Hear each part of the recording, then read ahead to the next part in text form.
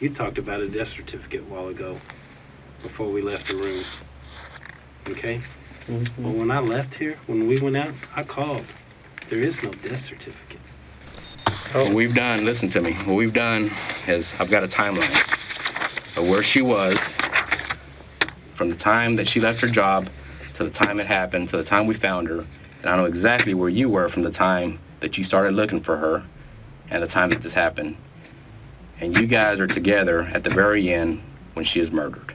But let me tell you this, if she was alive and you put her there and left her like that while she was still alive, then sir, I hope they give you the death penalty. Previously on They Caught Me. Two men are fishing early in the morning at Lake Worth in Fort Worth, Texas. They are witnesses to a woman being thrown off of the Highway 820 bridge. The men claim to hear her scream as she plummets into the water. After search and rescue teams remove her from the lake, they find that she has been anchored down by a 120-pound piece of concrete that is attached to her neck by a rope. Later in the day, a missing persons report connects the dots, and police realize that Elizabeth Arellano is in fact their Jane Doe. They bring Rodolfo Arellano in for an interview that night, gathering intel that leads to this, their confrontation 10 days later. It's a day after the funeral, and detectives are done playing around. It's time to demand some justice for Elizabeth.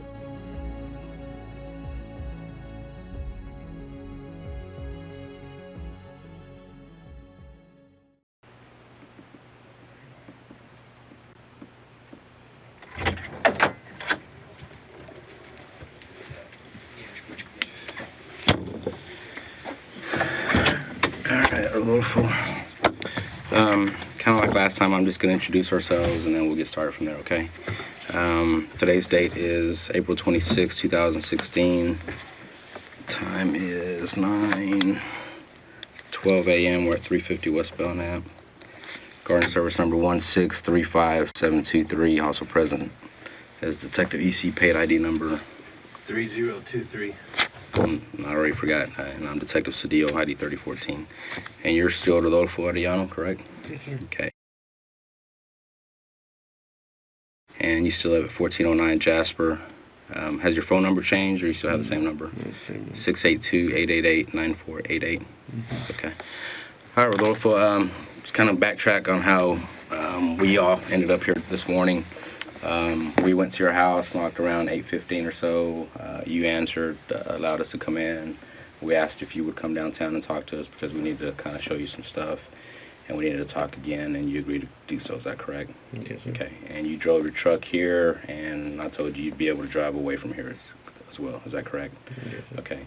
So basically all that means is that you're here voluntarily. I didn't make you come down here. I didn't force you. I didn't threaten you, nothing like that. Is that correct? You're here because you want to be here. Is that true? Yes, sir. Okay, and again, just like last time, you're here on your own free will, and you can leave at any time. You can end the interview at any time. You're not under arrest, anything like that, okay? Just want to make sure that you understand that. You understand that? Yes, sir. Okay. Like I said, anytime you want to stop the interview, we can stop the interview. Cool? Mm-hmm. All right. The last time we spoke was on the 16th. You remember that day? That was the nighttime we spoke. It was the 16th.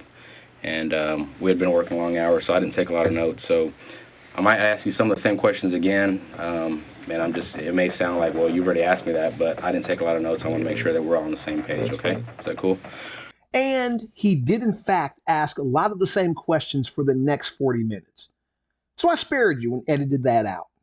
I guess that's one of the luxuries to having a channel that's dedicated to not having ads every few minutes. I'm not really worried about how long my videos are. I'm more worried about making sure it doesn't get boring.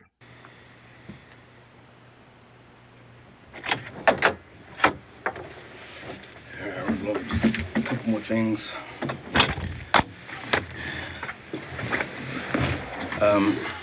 You cool still?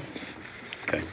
Well, just so we're clear, I know we've talked about different places, different times, but from the best that you can remember, you got home around midnight, right? Yeah. Okay. And we're talking about on Friday night, Saturday morning. Mm-hmm. Is that correct? And you last spoke to Elizabeth around 2:30, maybe a little later. I think it was a little later. I think that was the first time she called me. So you're thinking 2:40, 40, I don't know. Something like that. 45 roughly? 45. Okay. And that's obviously, again, Friday night, Saturday morning. And you didn't talk to her after that, and after having got home around midnight, you never left until the next morning around 7:30. Mm-hmm. Is that correct? Okay. And we're talking about April 16th, 2016. So I want to make sure we're all on the same page on the date and time. Is that correct? The date that it happened? April 16th was Saturday, right? Mm-hmm. Yeah. Okay. So we're talking about the 15th into the 16th. Okay, yeah. Correct? Mm-hmm. Okay. So since the 16th until today, we're talking about 11 days. Okay? And Detective Pate and I have been working on this case pretty much around the clock. So we're talking about 11 days now. Mm-hmm. And the first week of this, we were here for about 12 to 15 hours every day trying to figure out what happened to Elizabeth, because we wanted to bring closure to the family, the kids, and at first to you. Okay? Like I told you before, we've been doing this job for almost 20 years, and from the very beginning, we kind of had a weird feeling about you. And as we continue to investigate, even to today, to this point right now, without a doubt, 100%, we know that you're responsible for what happened to Elizabeth. Now, hear me out, okay? I'm not just telling you that because I'm bluffing you, Rodolfo. I'm telling you that because we know for a fact that you're responsible for what happened to Elizabeth, without a doubt, okay? Now, I've been giving you some space, some time, until we were sure, but that time and that space has basically ran out. Do you understand? Because what we've been doing for the last 11 days is working around the clock. We've been getting videos. We've been getting your phone records. We've been getting her phone records. We've been talking to people. And based on all that, we know without a doubt we've even been doing DNA. With all that, we know without 100% that there is no one in this world that's responsible for what happened to Elizabeth except for you. You did this to Elizabeth. You know you did this. And now you got to be a man about it. Okay? What we've done, listen to me, what we've done is I've got a timeline of where she was from the time that she left her job to the time it happened, to the time we found her. And I know exactly where you were from the time that you started looking for her and the time that this happened. And you guys are together at the very end when she is murdered. Okay? And I'm telling you this, and you got to understand that we know this. We're not just telling you this. I'm not bluffing you. I'm not kidding with you. Okay? What do you think this is right here?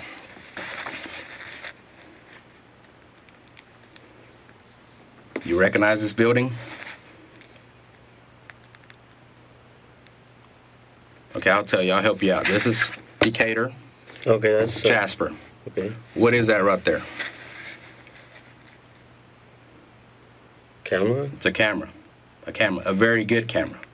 This is not your little BS camera that you find in the little mom and pop convenience store. This is a very nice camera that rotates, and it picks up everything 360 degrees. This way, it points right to your house. So I know exactly what time you left. I know exactly what you've done for the last 3 or 4 days, and I know exactly what time you got home that night.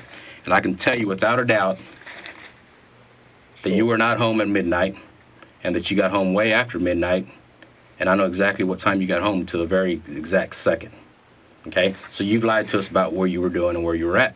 Not only that, I said, okay, I'm going to give you the benefit of the doubt. Kept going. In that area where Elizabeth was found, because you know exactly what we're talking about,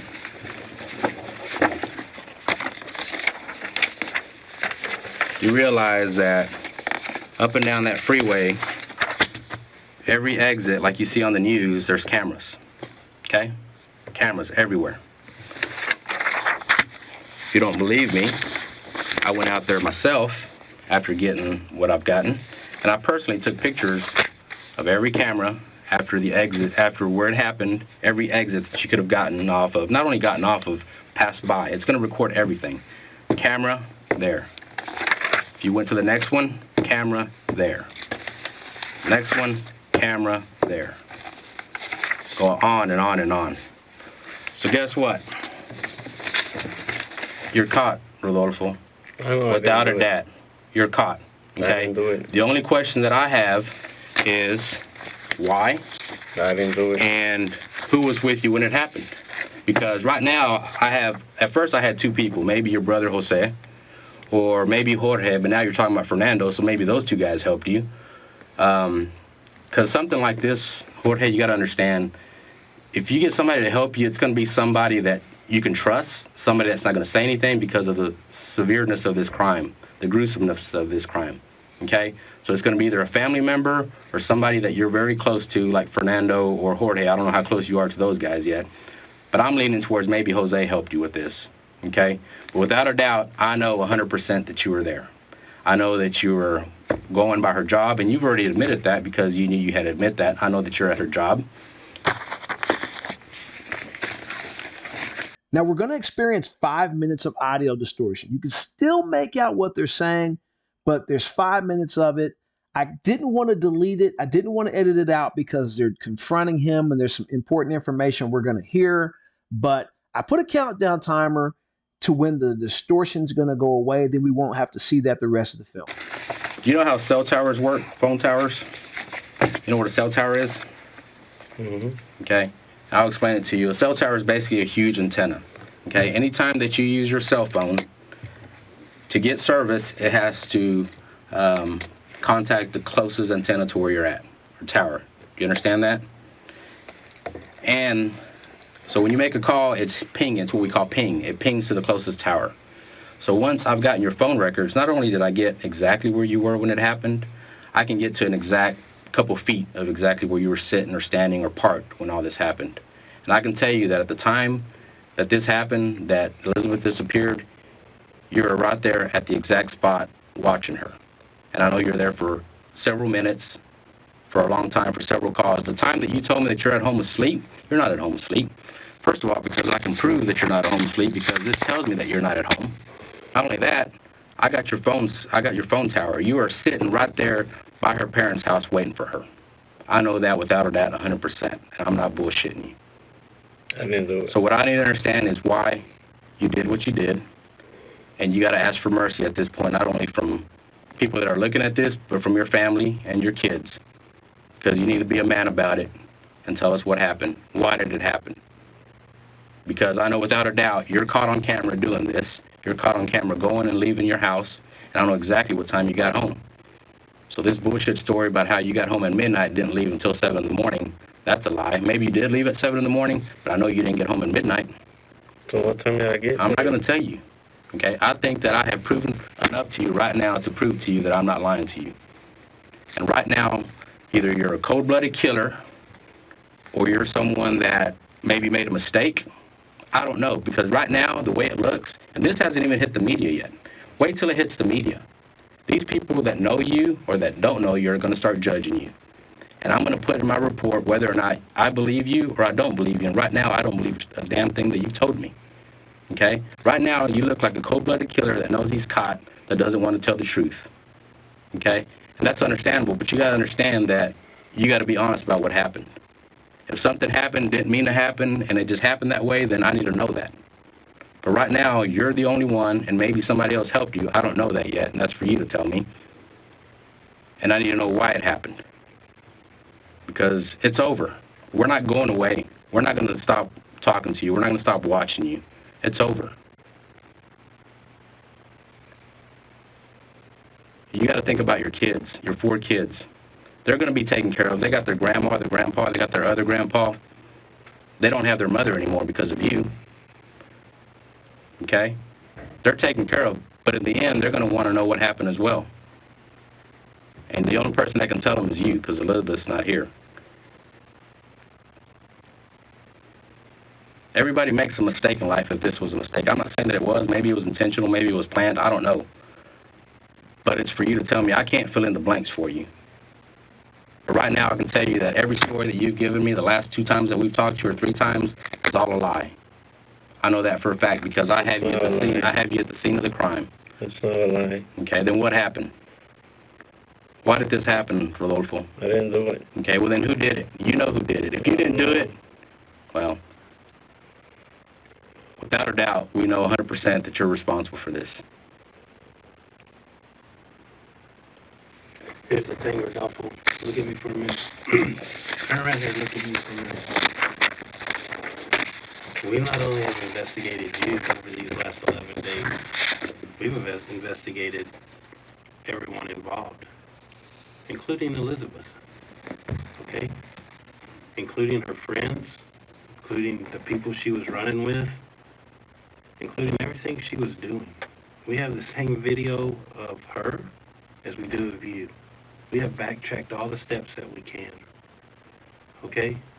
We have worked hours and hours and hours on investigating these people. So, as we said here, we know what she was doing, okay? And I know as a man, as a person who loves his family, as a person who cares about his wife, he doesn't like to be disrespected. He doesn't like to be cast to the side. He doesn't like to be told, I want a divorce. Those are all things that play into this. Those are all things that can explain some of the reasons and about the things that happen. Those are things that can lead up to something that gets out of control. We got separated before. That was so long ago. I mean, we got separated before. No, we're talking about this time. Whatever happened before, it didn't get to this level, okay? Those are things that can explain how things got out of control this time, okay? How you lost your temper, how she was out doing things she wasn't supposed to do, while you're, you know, not for nothing, man, but y'all got 4 kids. You're doing the best you can. You just got laid off from your job 2 weeks ago. If it wasn't because of my kids, I wouldn't give a damn about what happened to me. Oh, I 100% believe that. I 100% believe that you care 1,000% for your kids. Okay? But you have to tell the truth about what happened, where they got out of control. Maybe she brought some of this on herself. I'm not saying she deserved what happened, but it did get out of control. You agree to that, right? Like this wasn't supposed to happen. Was this supposed to happen like this? What? Was she supposed to die? Did you plan it for several weeks, days? Did it just get out of control? Plan her death.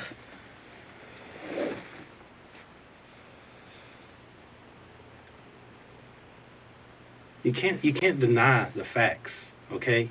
The only thing in dispute here is what led up to it. Was it a cold-blooded act? Or was it something that got out of control and that got messy and wasn't supposed to happen? You're the only one that knows that. I didn't do it. Huh? Well, you need to quit saying that because we've already proven differently. If that has no weight with us. We don't spend 11 days and hours and hours and hours for you to come in here and say, I didn't do it. Oh, hey, he didn't do it. Okay, Let's go. I believe you. Come on, let's go. He didn't do it. I'm leaving. After 11 days, you're just going to say, I didn't do it?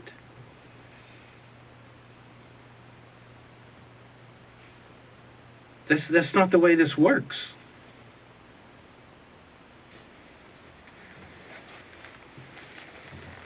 We're not just going to walk out of here. It's not just going to be okay. It's not going to go away.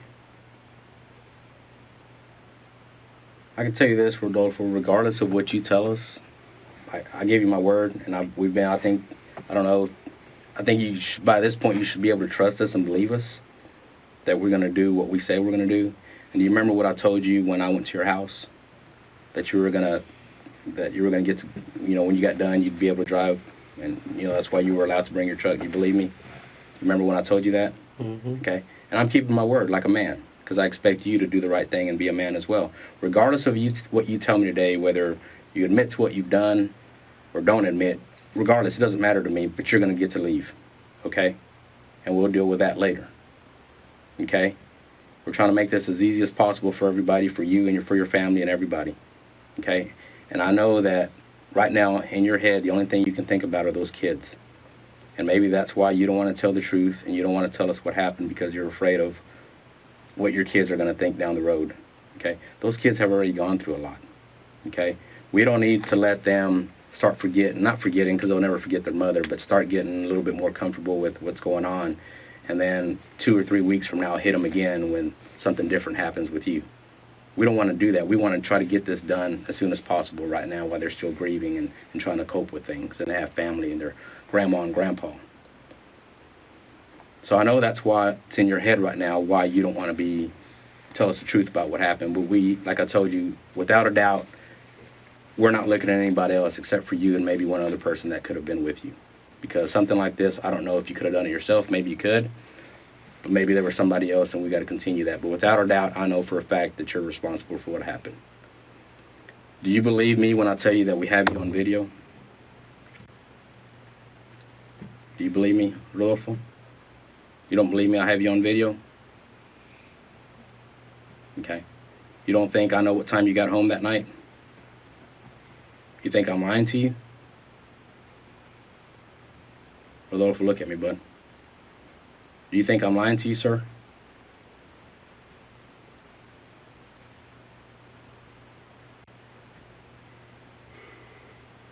Do you think we're bluffing you?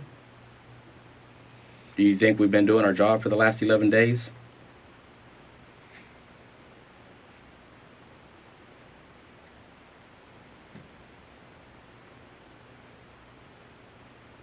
Because right now there's some questions, like we've said. The question is, why did this happen?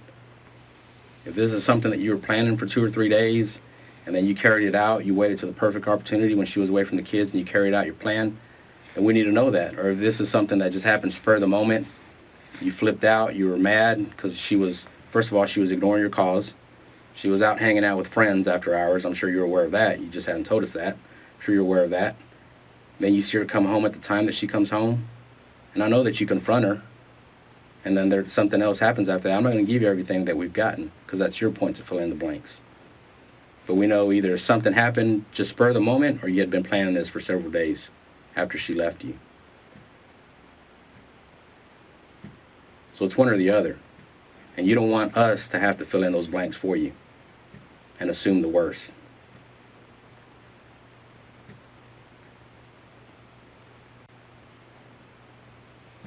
So this is your chance to be a man about what happened. I think we've been respectful to you. We've been respectful to your family. We haven't done anything in front of your kids. We've always kind of moved you to the side, brought you in here without your kids. We accommodated you. We gave you your space yesterday to be able to attend the funeral. We've given you that space. We've been, I believe, men with you. And now it's your time to be a man with us and be honest about what happened.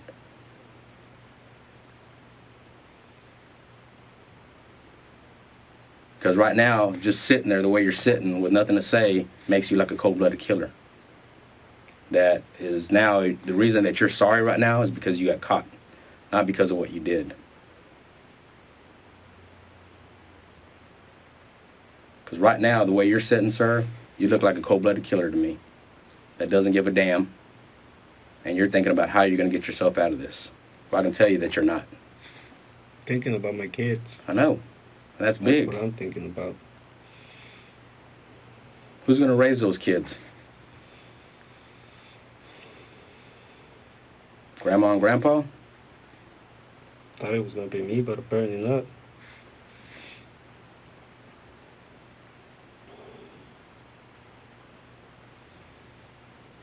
We just need to know what happened. We need to bring closure to this whole thing, man. And I know that it's inside, and at some point maybe you wanted to tell us, maybe you didn't, but this is the best opportunity you're going to get, because after today you're not going to get any more chances to talk to us and explain to us why it happened, and maybe try to have people feel, not sorry, but maybe have people feel mercy for you. Because without your side of the story, we're going to assume the worst, and everybody else is going to assume the worst. And your kids are going to assume the worst, knowing that their dad did this to their mom, and they wanted to lie about it and not tell everybody what really happened. And not explain to everybody whether it was an accident, or was it intentional, or was it something that was planned, or something that just caused you to react. They're always going to have that in their head. Because at some point when they get old enough, I'm not saying right now, I'm talking about when they're older, they're going to all figure this out. They're going to hear about what happened. They'll probably even read about it. But they need to be able to read that their father was a man and that he said what happened because he wanted to bring closure to this whole thing. Because right now, Mom and Dad are still grieving as well. Do you think everything I've said is a lie? Yes, sir, most of it. Up until the point that you started looking for her. And you did admit that today, but you didn't tell us last time you went to her job. And I know that you went to her job. I can tell you exactly what time you went to her job. Mm. You were at her job around 10:47. You drove around in that area till 11:07, 11:46, 11:48, 11:49, and then you started heading to her mom and dad's house. And you were there starting closer to 2 in the morning, 2:27, 2:28, 2:29, 2:30, 2:32, 2:36, 2:39, which is the last call that you had with her. All that's on cell towers. I got you in front of their house, or near, I'm not saying in front of their house, but you're near their house within a quarter of a block when you're talking to her, but you claim that you're at home asleep. But you're sitting there, you're trying to think, like, how can the truth not come out? You need to know that the truth is already out. The truth is going to happen, okay? The only thing that is left to be decided is, will your side of the story be part of the truth or not? Because there's always two sides to it. There's two sides to a marriage. There's two sides to raising kids. There's two sides to everything. And the truth about her, from her side, is going to be told. But your side, it's up to you whether you're going to tell the truth about that part.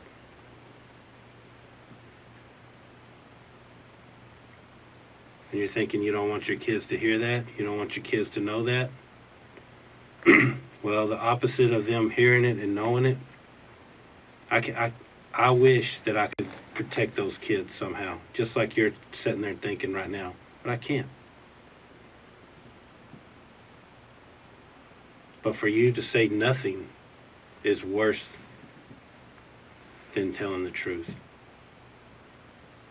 The truth people can start to understand and can someday start to forgive. When people say nothing, there's no reason for forgiveness because there's a lack of understanding.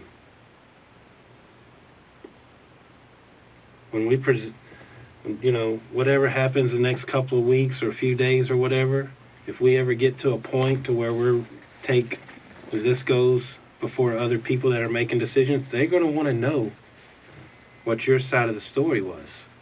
It's a very important piece of the puzzle. The only way it's not important is if you're just no remorse, you don't feel sorry for what happened, and you don't regret what happened, and if you had it to do over again, you would do it the same way. And that, sir, is something I don't believe is true.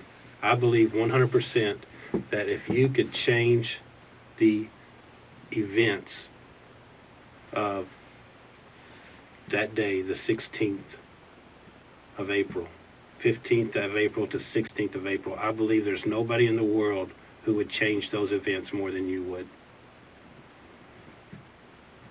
I believe you would walk away again, like you had several times in the past. I believe that you would let it go like you had in the past. But this time the events got out of control. A mistake was made, panic set in, and he didn't know what to do. That's got to come from you. That's got to be, you have to be the one to tell us that. For me to think that means nothing to anybody making decisions. They don't care what I think. What they care about is what you have to say.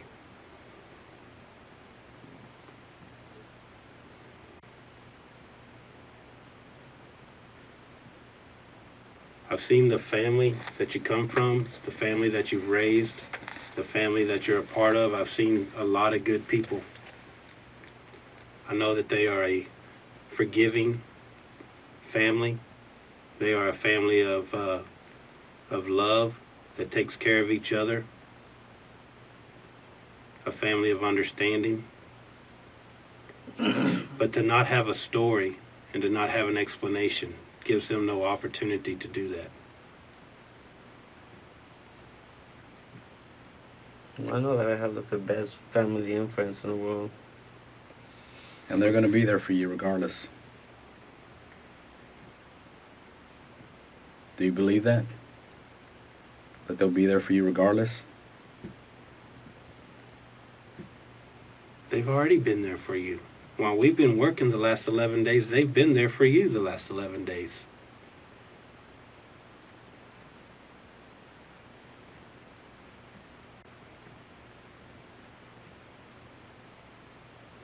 You want to tell us. You have this guilt inside. You have this burden inside, this feeling inside that is eating you up. It is a feeling of regret. It is a feeling of, I wish I could wake up from this horrible dream. It is a feeling of, if I could do anything to change it, I would. And I'm telling you, sir, the only thing that you can do to make any of this better is to tell the truth.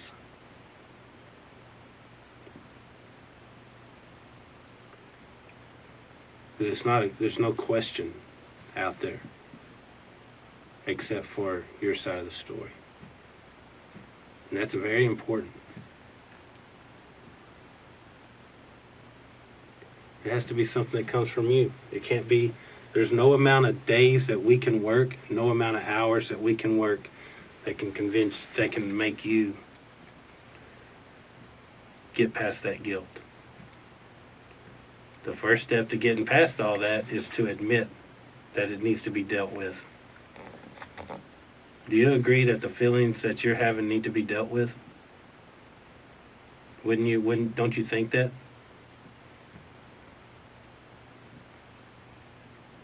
Sir,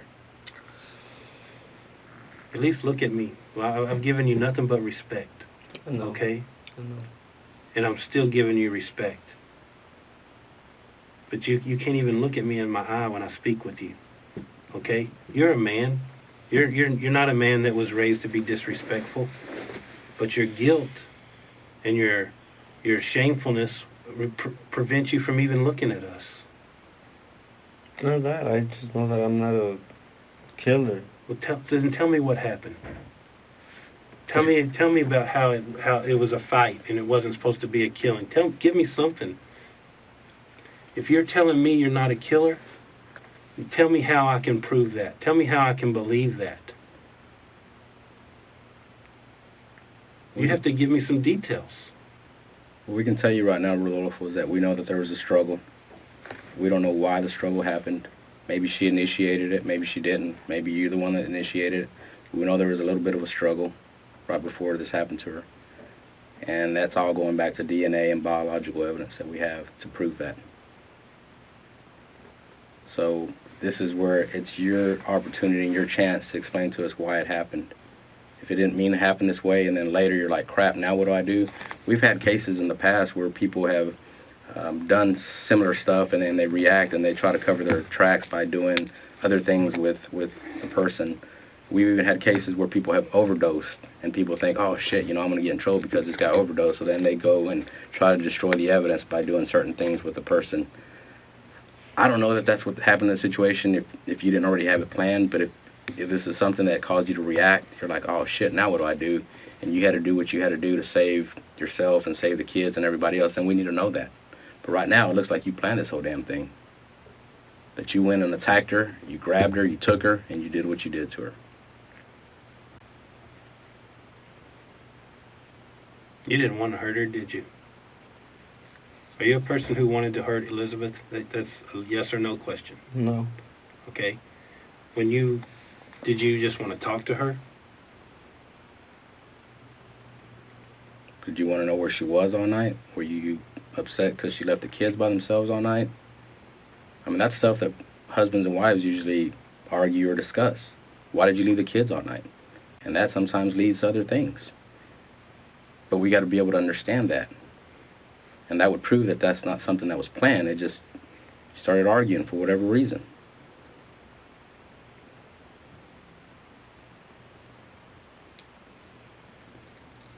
You know, we teach our kids all our lives, or not our lives, as their young age, to tell the truth.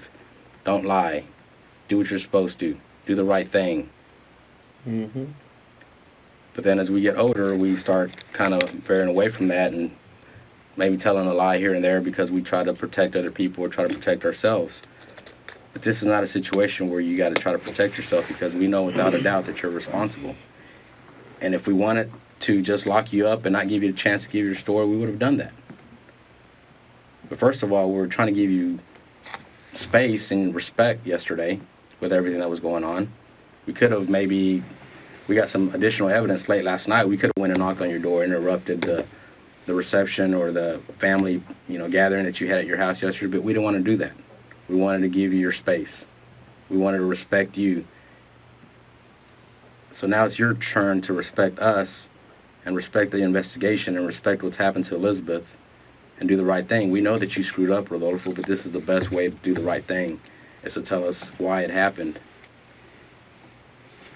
and to prove to us that this wasn't something that was planned for several days after she left you 2 weeks ago, and after you went down the street and threw her purse out the door, and after you roughed her up.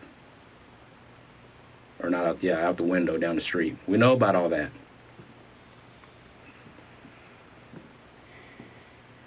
We know how the relationship went. We know that you guys were, towards the end, before she moved out, were always arguing, fighting, and that's why she wanted to leave you. What were we fighting about? I don't know, because you were always gone, I guess. Right? You've admitted to that. You were always gone. Yeah, I was always gone, but we never fought. I mean, you argued? Argued a little bit, but we never. Then what you tell me, why did she want to leave you? Because of that and a lot of little things that we never argued about, and we never... Okay, so why did you throw her purse out the window when you got mad at her and pushed her around and roughed her up? Pushed who around? Elizabeth. I pushed her around? Yeah, you pushed her around a couple weeks ago when she left you, when you threw her purse out the window. You remember that?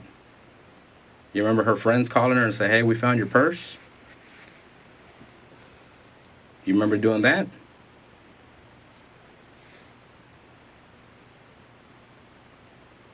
That's just a little bit about, we know the whole story about what happened leading up to the day that you did this to her.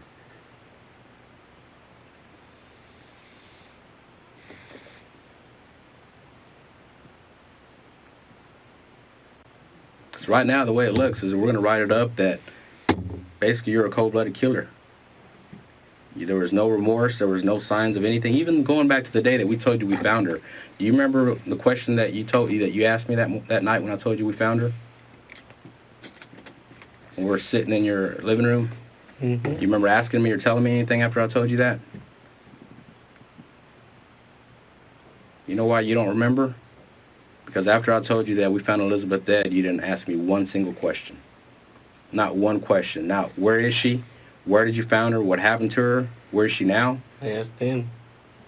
You must have asked him much later. You asked who? You asked me? Right. You didn't ask me. You never asked us. We were standing there together. Because you left and then he stayed with me. No, he left with me. No. But who stayed with me then?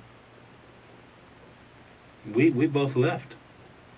Who stayed there with me? Our boss stayed with you, but he never said that you asked him what happened. I thought it was him the whole time.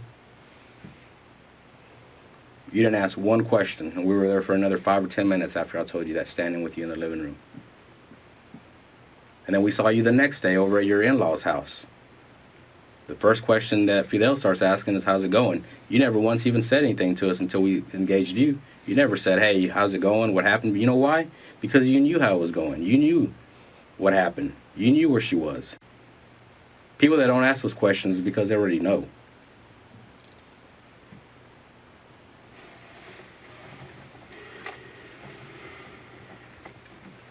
Like I'm saying, Rodolfo, this is the only chance that you're going to get to try to make things, I'm not saying better, but try to make things as easy as possible for everybody, including yourself. Because without you giving your side of the story, we're all going to assume the worst, and it's going to be dealt like the worst. Unless there's an explanation for why it happened. Either it was planned for several days, or it just happened to spur of the moment. Those are the only two options we have right now.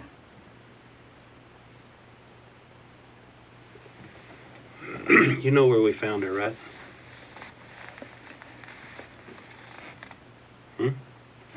You don't? Well, we found her where you put her. That's where we found her.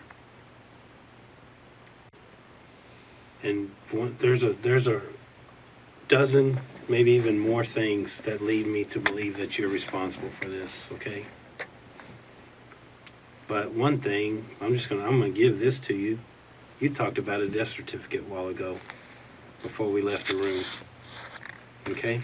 Mm-hmm. Well, when I left here, when we went out, I called. There is no death certificate. It's just a paper. Hold on. There's no death certificate.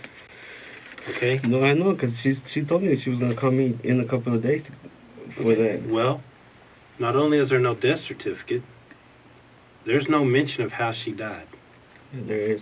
No, there's not. I just got off the phone with the doctor right before coming in here. There But is. not only is there no mention of it, the doctor themselves said they don't know yet.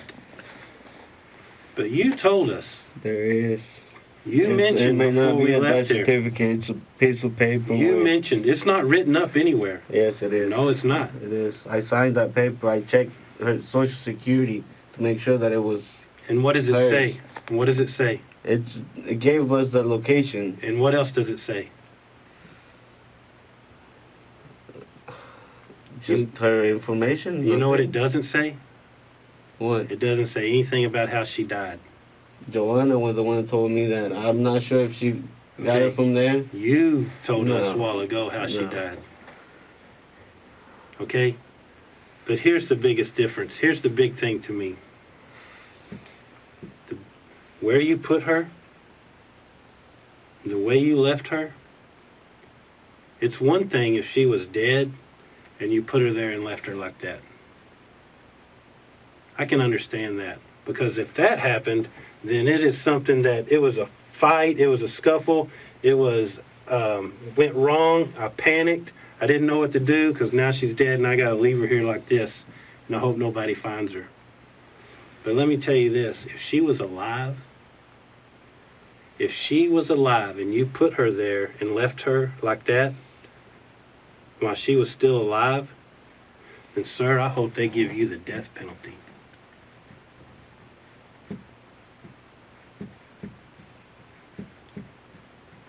I don't think that that's what happened.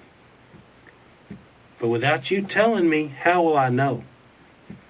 If you tell me that this happened and this was a panic and this happened and it was a fight and it went wrong and I didn't know what to do because I was embarrassed, I was ashamed, I was scared, and so I left her there and I left her like that so nobody would find her, then you know what, as a man I can understand that. I can understand that because let's just talk about it. We're not getting anywhere, getting any closer. She's out there cheating on you. She's out there having sex with other men. That's what she's doing. And you know about it. And that's why she wanted a divorce. A woman doesn't want a divorce unless she's going to something. She doesn't run away from things unless she has something to run to. And it's not that she didn't like you. It was that she liked somebody else more. And as a man, that'll piss you off. That would piss me off. That could cause a fight. And a fight could lead to something that wasn't supposed to happen. Any man can understand that. Any man with children, any man that's been married 14, 15 years that has that investment, any man can understand that. Even women can understand that. Anybody can understand it that is married. Has nothing to do with being man or woman. People that are invested in each other's lives can understand being betrayed. It's been happening since the beginning of time. And fights happen because of that, and that's an understandable thing. But if she was alive and you left her there like that, hoping nobody would find her, man, what a horrible thing. What a horrible person you are. And that's the only question I have right now, is are you this horrible person who left this beautiful young woman, hopefully where no one would find her? Or are you a loving husband who cares about his family and who felt betrayed? Those are two very different choices. I know that I'm not a horrible person, and I may not be a perfect man, but... None of us are perfect, sir. Believe me, I have many faults. I'm not judging. Either way, I'm not judging. None of us are perfect. We all have many faults. We all make mistakes. There is nobody who hasn't made a mistake. You know what makes people different is how they handle their mistakes. Whether they admit, yes, I was betrayed, I felt badly, and that wasn't supposed to happen, and I panicked, or I did this because I'm a horrible person. And you just told me you're not a horrible person. I don't consider myself a horrible person. So are you telling me she was dead or alive when you left her there? Answer that question. Answer that one question, and I will believe you. If you can't answer that one question, answer me, was she dead or alive when you left her? I didn't do it. Huh? I didn't do it. That's not up for question. Man. There's That's no not doubt. up for question. There's no doubt. That's like saying that the sun didn't come up today. We know that.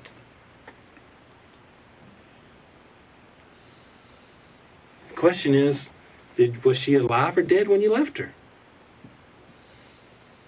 I'm assuming she was alive. And I think she was dead. I think you tried to torture her on top of that, throwing her alive. I think you loved her and you were mad because she betrayed you. You're telling me she was with someone else. She was already going with someone else. 100% without a doubt. God. We've talked to them. But we know where they were when she died, because we got them exactly where they claimed to be. They never lied to us. They admitted to being with your wife that night. They admitted to going home, and we can prove that they were at home. The same way we could disprove that you were at home. Cameras, cell towers. The thing is, Rodolfo, this is not going to end, man. And I know you said you wish you would wake up and this was all a nightmare. It's going to continue, and it's going to continue to haunt you, and it's going to continue to bother you until you do the right thing.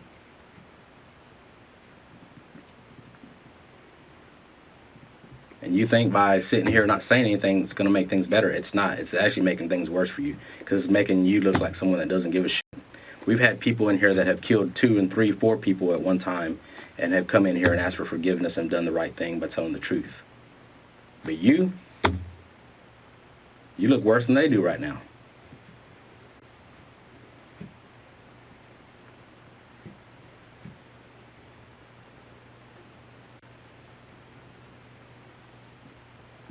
Because the way this is going to be written up is going to be written up to the worst. That you planned this, that you didn't give a shit. Even after I told you she was dead, you didn't give a shit. After we told you that you're responsible for what happened, you didn't give a shit. You just sat there without anything to say, other than, I didn't do it. That ain't going to fly, sir. Because we know, without a doubt, 100% that you're responsible. And that's the way we're going to proceed with this. We're not looking at anybody else. I may go talk to your brother Jose just to see if he was with you. I hardly ever see him. Well, then that's something I'm going to have to deal with. What about Jorge? Did he go with you? Fernando? Oh, I went by myself. I went home. At midnight. And you never left. Around that time. And you never left till 7 in the morning. No. That's a lie. I got you going down Main Street right when this happened. Do you know what Meacham Airport is, right? You grew up in that neighborhood, right? Mm-hmm. Meacham Airport, Main Street, you go down 37, 36, 35, all that's part of Meacham Airport. Do you not believe that they got cameras in that area? That's a billion-dollar complex. They're going to have very high sophisticated cameras. We got you coming and going, dude. This is not a joke. I'm not kidding you. We're not bluffing you. We're not just telling you this to see what you're going to say and get a reaction out of you. We're telling you because we've given you more than we normally give people.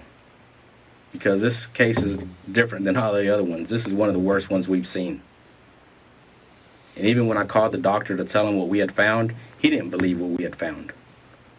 Because this is one of the worst cases we've ever seen in this city. And then for you to sit here and act like it didn't happen and not to be able to explain why it happened after we've told you without a doubt that you're responsible, we know that you're responsible. That's ridiculous.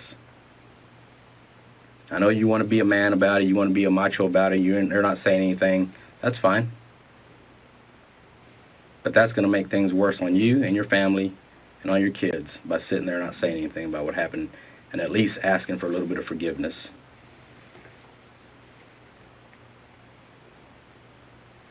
You know what, let's just take it a little bit at a time.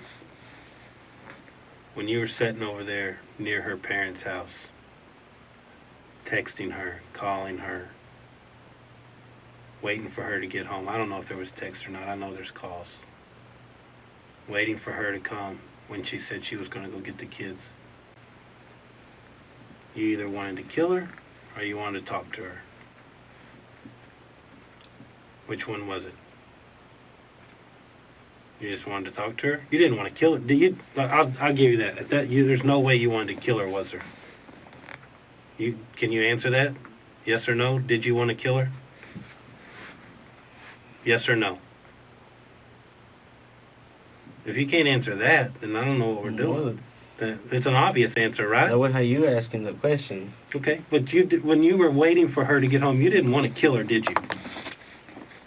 Yes or no? Say it out loud, yes or no? You're covering your mouth to keep yourself from speaking. You can't even answer that you didn't want to kill her. I'm giving you the answer of no, and you can't say it out loud.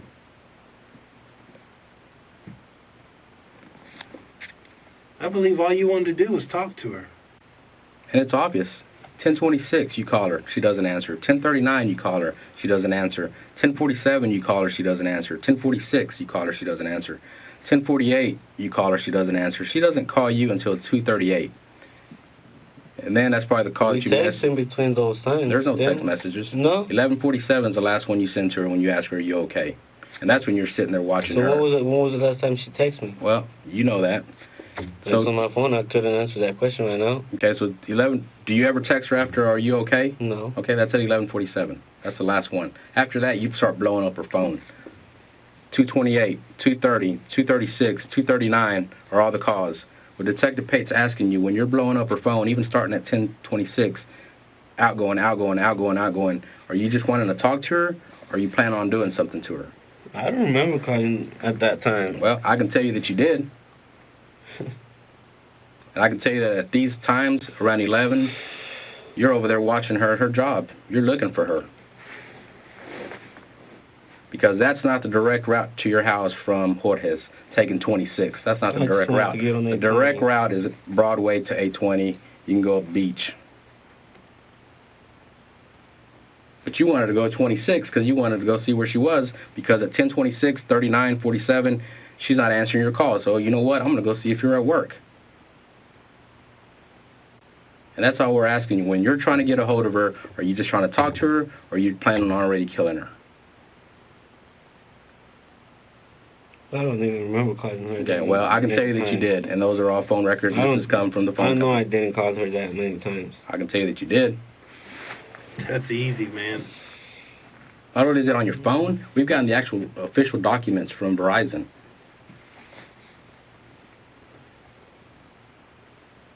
You blow her up starting at 10:26 until she calls you back at 2:28 a.m. Because you're pissed off. She's not answering your call. She's left the kids at the house. And then you even sent her a text, why don't you answer me? Have you noticed that I don't have ads playing every 4 to 5 minutes throughout my videos, effectively ruining your viewing experience? Well, I did it for you. I moved my ads into 2 separate commercial breaks, one in the middle of the video and one near the end. This should effectively give you extremely long periods of ad-free crime action. If you want to reward me for trying to give you a better viewing experience, you could do so by watching the complete video until the end. Thanks, friends. And she tells you, I'm trying to get things ready.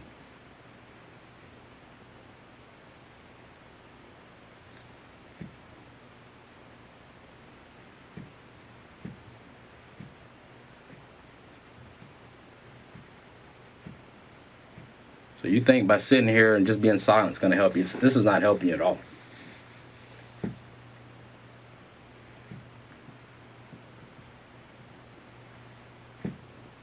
The answer is you just wanted to talk to her, right?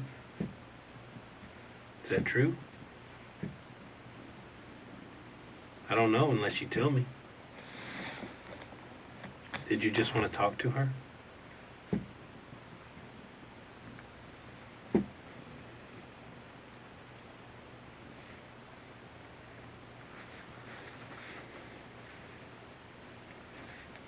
If you can't even answer that, man, because that answer is obvious. But if you can't be honest about the little things, then why would anybody believe you when you just say, I didn't do it? Because the way you're asking those questions to me, you just want to, you want me to answer them like saying that I did do it. No, I'm asking, when you were calling her, did you just want to talk to her? That's all I'm asking, yes or no. I just wanted to talk to her, yes or no. I'm not being tricky or anything. That's all I'm asking. So when you were calling her, did you just want to talk to her? Yes or no? How many other ways can I ask that simple question?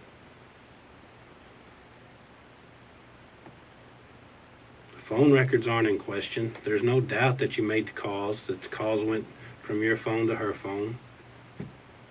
So we'll take that part out. There's not in question. So we ask, why were they made? Well, because I wanted to talk to her. But you have to say that. I can't say that. I didn't make the calls. I don't think it was that many calls, but it was because of the kids. Okay. You wanted to talk to her because of the kids?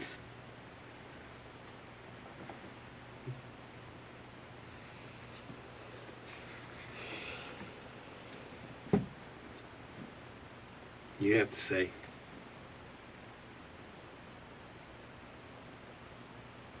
Because I believe you did just want to talk to her.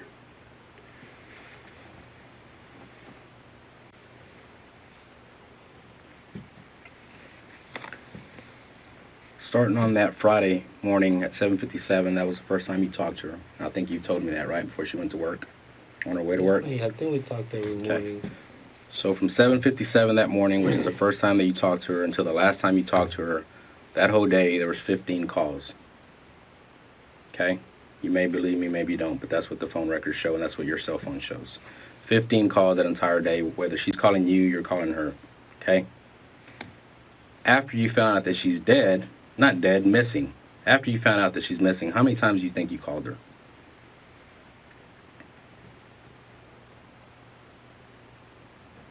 2? Exactly. 2 times.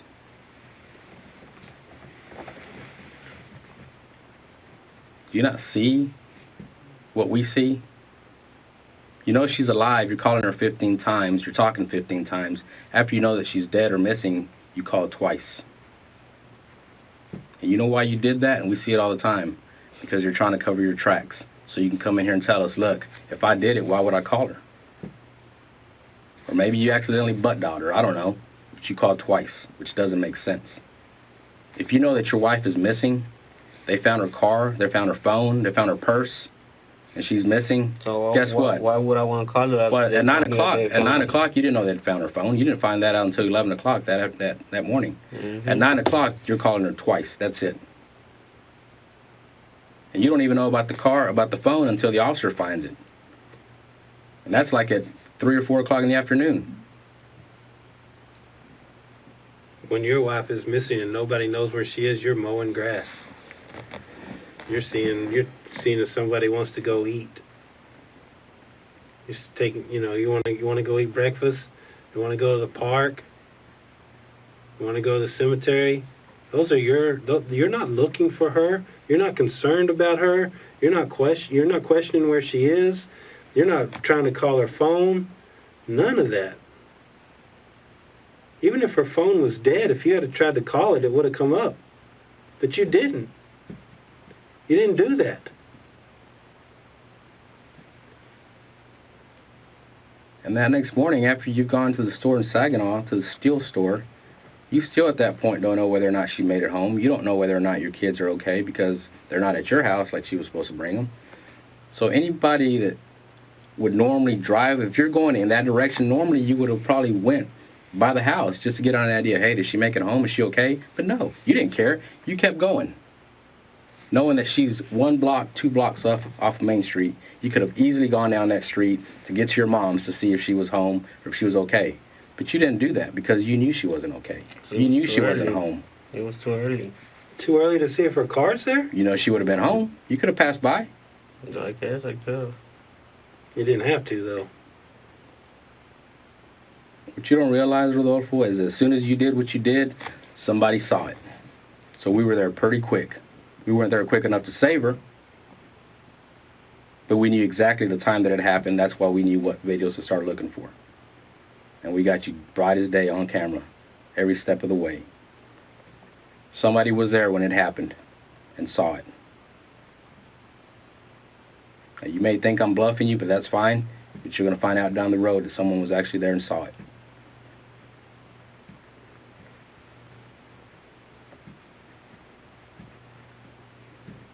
So the ball is in your court now, man. We've given you everything we've gotten.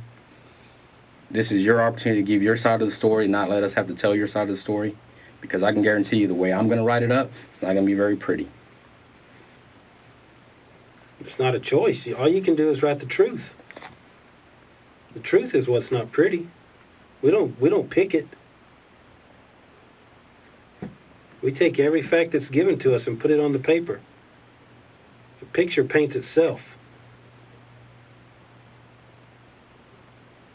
And other people make decisions on to what's going to happen to you. And this is part of the decision right here. When they look at this, see you just sitting there like you don't give a shit with your hand covering your mouth. And all you can say is, I didn't do it. I didn't do it. That's what they're going to look at. They're not going to look at someone that knew they were caught, they told the truth, and they asked for forgiveness. Because right now you give no forgiveness from anybody, no mercy from anybody. And I'm not sure if you're a religious person or not, but right now it doesn't appear to me that you're sorry for what you've done.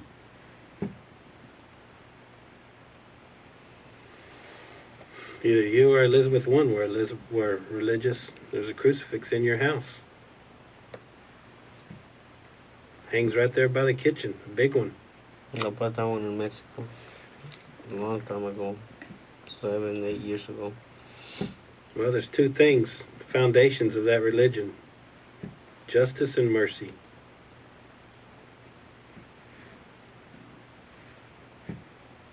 Justice, we can't control that. Mercy is something we can give. Mercy is something that we give to people who show remorse, who explain things to us. 2 foundational issues.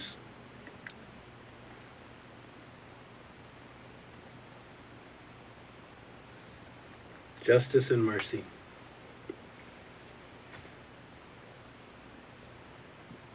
Silence won't get you any mercy.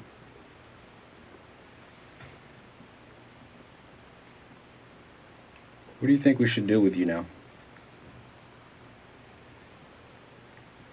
Well, I don't know. You tell me. You tell me. I'm asking you.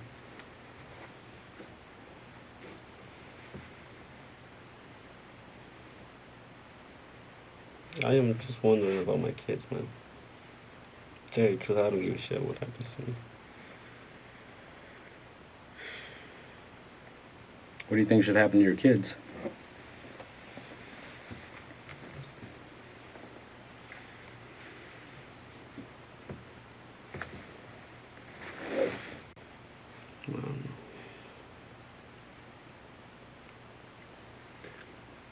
You know, we had concern for your kids, too. We didn't come at you with this before yesterday because we had concern for your kids. We thought they would be better to have their father with them through that tough day they had yesterday. I think we made the right decision. We put those kids in front of... Thank you for that. We put those kids in front of everything else.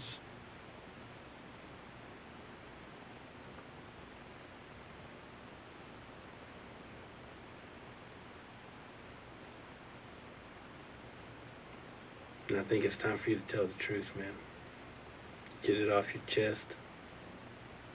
Be able to look everyone in the eye and say, I screwed up. Wasn't supposed to happen. Made a mistake. Give me my consequences and let me move on. So there's only one opportunity you have to be a part of those kids' life. That's if you receive mercy.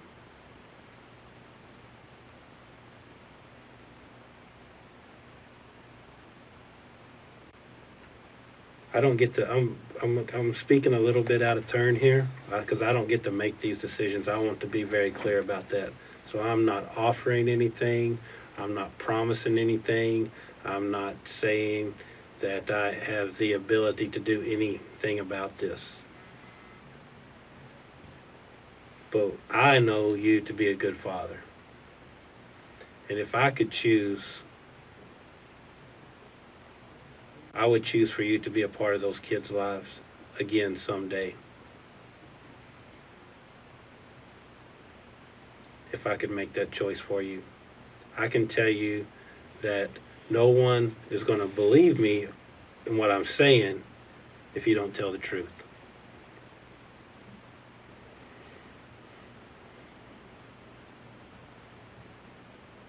That's my personal opinion from just the time I've spent with you and the time that I've seen your children.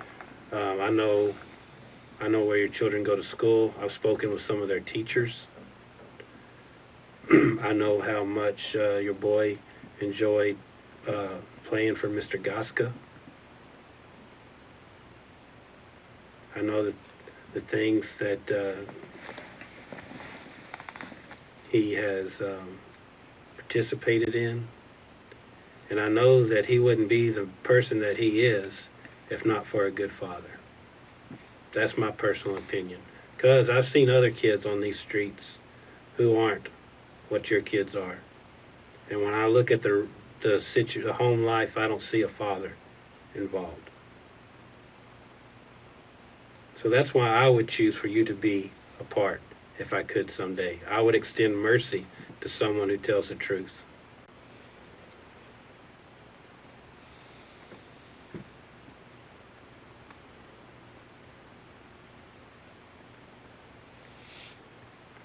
But it's up to you. You have to choose whether you want to be a part of their life again someday or not. Because if you don't receive mercy, then you won't be. You know that, right?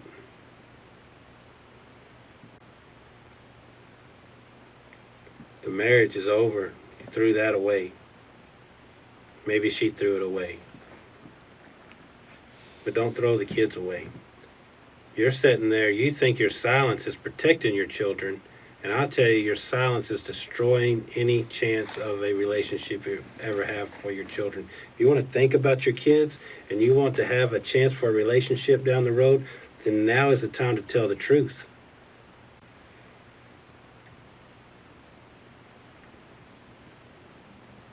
Your silence doesn't protect your kids. Your silence destroys them. Well, I already told you that truth. So I don't know what you want me to tell you. I want you to start with whenever you were at her house. When you got her, and I want you to tell me how things happened. I want you to tell me about where you left her, how you left her. That's what I want, 100%. There's no question what I want. It's very plain. You haven't told me anything except I didn't do it. And you told me you don't care what happens to you.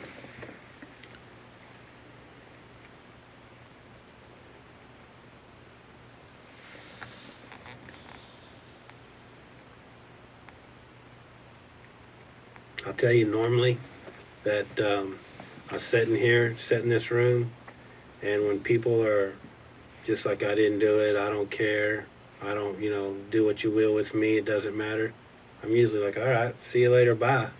Good luck with the rest of your life. That's usually my response. Not today. Because to tell you the truth, sir, it's not about you.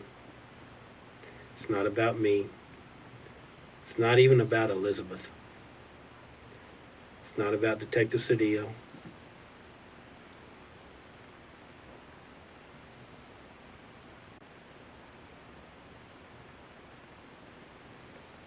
You know, a lot of these cases that we have, we always end up meeting with the family, and I'm sure we're going to end up meeting with Fidel and Wanita. And we haven't decided about the kids. I think Axel and the little ones are too small. Maybe Angel and the second one, the girl. But there's usually just a couple questions that they ask about the person that's responsible for their loved one's death. And one of them is, did they say they were sorry? And did you believe them? And if Fidel or Angel or Wanita were to ask us that right now, I can tell them that, first of all, we don't believe you because you never said that you were sorry. And we're going to tell them exactly why we believe that you're responsible. And I can guarantee you without a doubt that they're going to feel the same way that we do about you, is that he's had to have done it based on everything that we told them. So there's not going to be any doubt whether or not we got the right person. They're going to believe that. But then they're going to want to know, were you sorry? I'm going to be able to tell them, no, you weren't. You just sat there and said, I didn't do it. Although we proved to you time after time of what we had, and that's just a little bit. We got tons and tons more to prove that you're responsible. So I guarantee you that that's not going to help them with closure.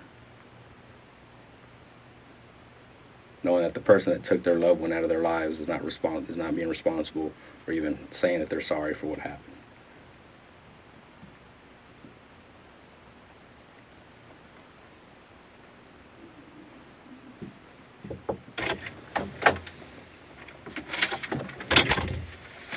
The first time that I ever heard that you were even felt a little bit of remorse or felt any kind of emotion about what was going on was when you found out that, or not found out, that when you actually saw Elizabeth for the first time dead. That's the first time I ever heard that there was any emotion out of you. Because it finally sank in that the person that I love, my kid's mother, is sitting there, laying there, dead, and I'm responsible. That's the first time I ever heard that you had any emotion. I'm not responsible. Then who is? I don't know, you tell me. I'm looking at him. I've sat here for 2 hours telling you you're responsible. I guarantee you that when we leave out of here, there's no one else that we're going to investigate. We're going to keep piling it on you. Because there's tons more still evidence coming in. But we got enough right now to proceed.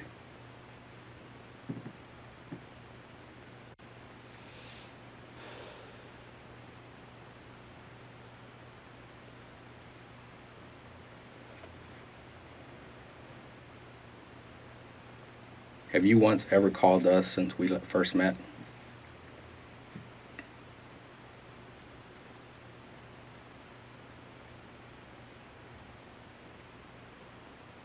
Mm-mm. I know you haven't.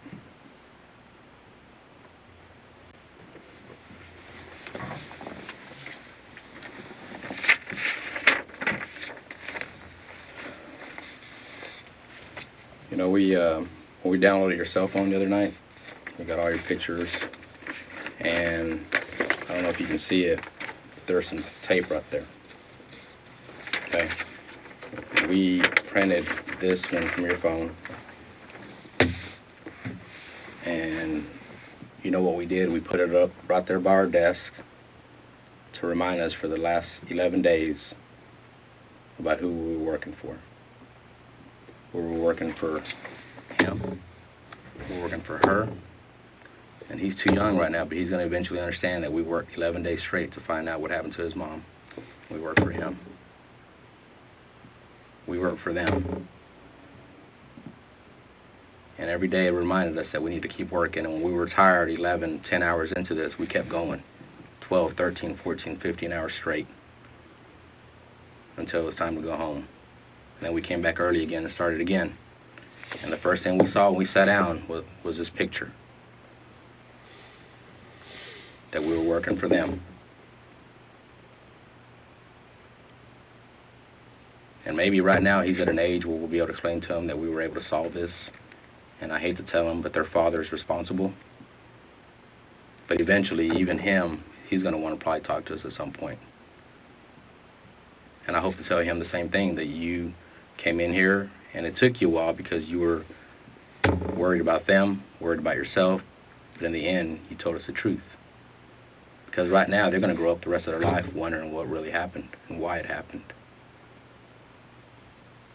Because we can't answer that right now, why. But we know who did it. We know where she was found. We know what time she was found. We know how she was found.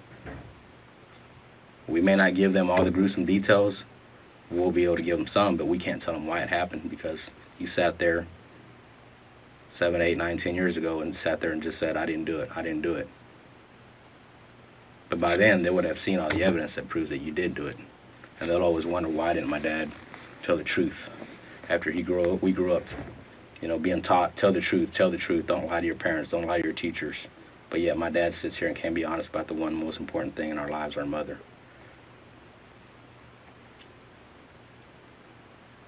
And if you care about these kids like you say you do, because you already said you don't give a damn about what happens to you, but if you care about what happens to these kids and what these kids grow up knowing, then right now is the best time to tell us what happened and why it happened and why you took their mother out of their lives.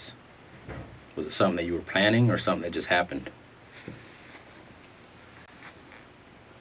I do love those kids and I do care about them. Okay. Then do the right thing, Rodolfo. We cannot tell you. You don't understand how many times we have to tell you. We cannot keep telling you, do the right thing. What's the right thing? Tell the truth.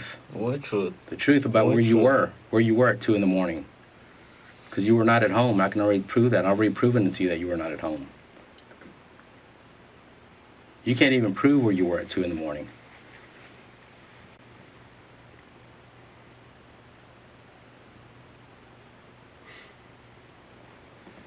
Duffel, we brought the whole folder, well, a small folder of evidence in here to show you.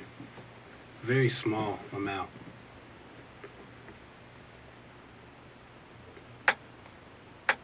We haven't given you all of our evidence. We don't come in here and tell people all of our evidence. If we told That's you... what I kept telling everybody, that y'all weren't going to say anything till you knew everything. So. But here's the thing, if we came in here and told the suspect all of our evidence, they would have to tell the truth, wouldn't they? They would be forced to tell the truth because all the evidence is right there in front of them. But that wouldn't matter. That doesn't mean that that person is remorseful. That doesn't mean that that person cares.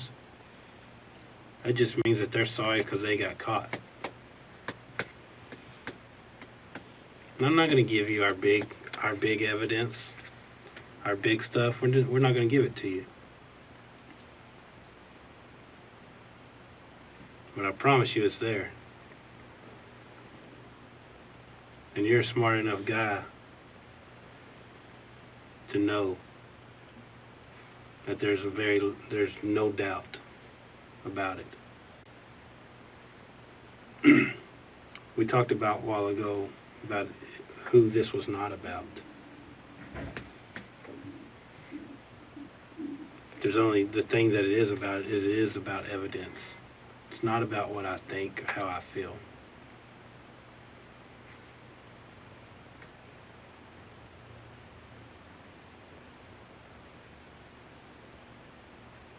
And I was hoping that you would be the man who would come in here and tell the truth because it was the right thing to do, not because he was caught by the evidence and had no other way around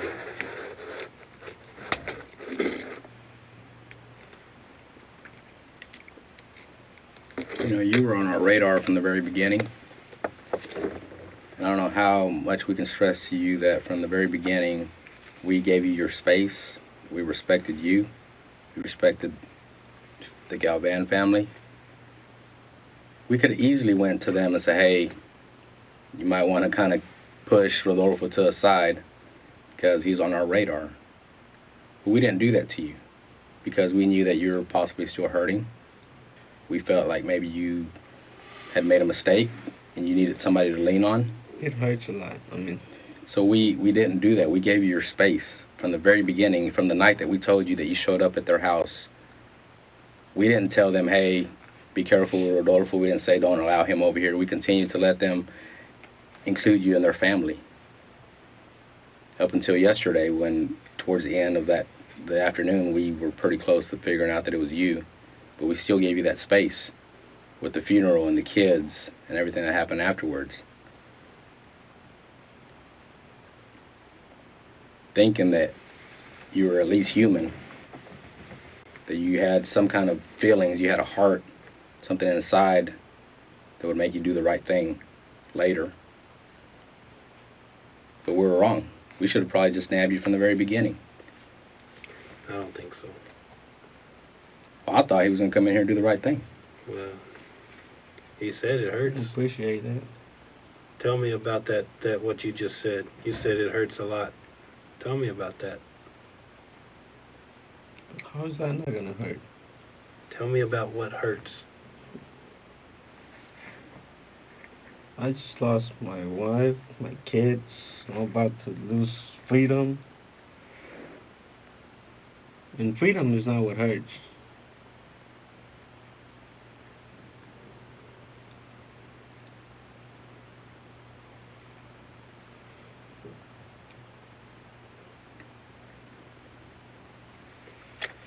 What hurts?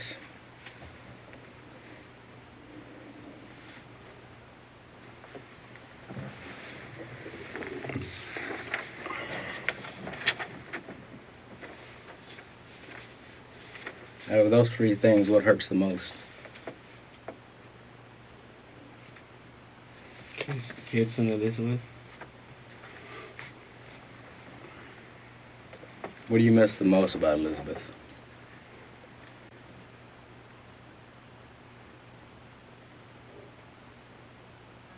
I think we had I don't know, I just think we had a pretty good marriage. We were together for a long time.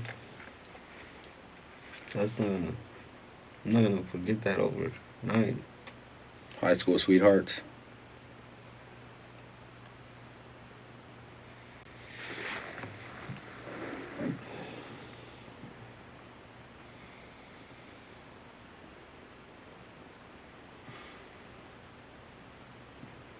Again, I'm going to ask you, what do you think should happen for you from here on out?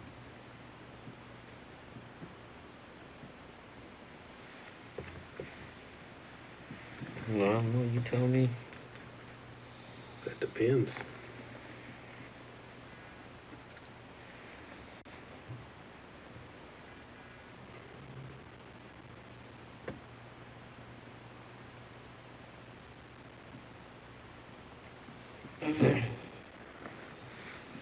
I just wish I could give my kids the best I could.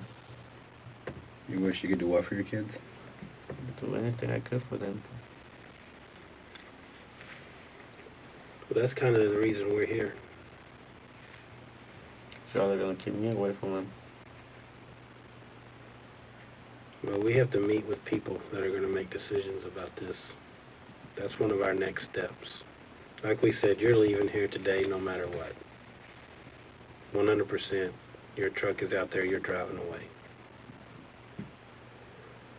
But our next step is to meet with people who make decisions. Because as I said earlier, I don't get to make those decisions. And they're going to ask us one question. When they decide how they're going to proceed, they're going to ask us, was this a mistake? Something that went wrong?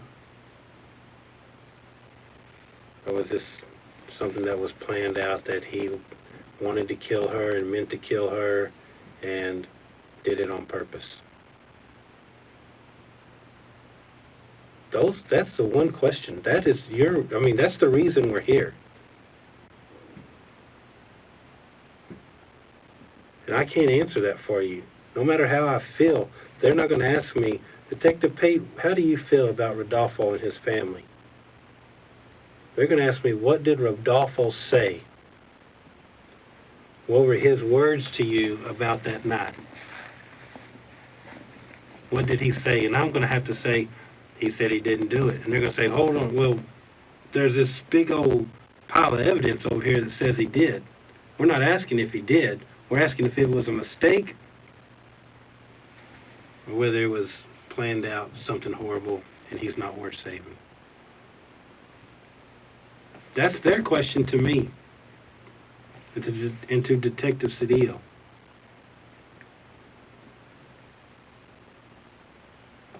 So if you were in our chair and you had to go answer that question right now, what would you say? If you were us, what would you say to answer that question? I don't know.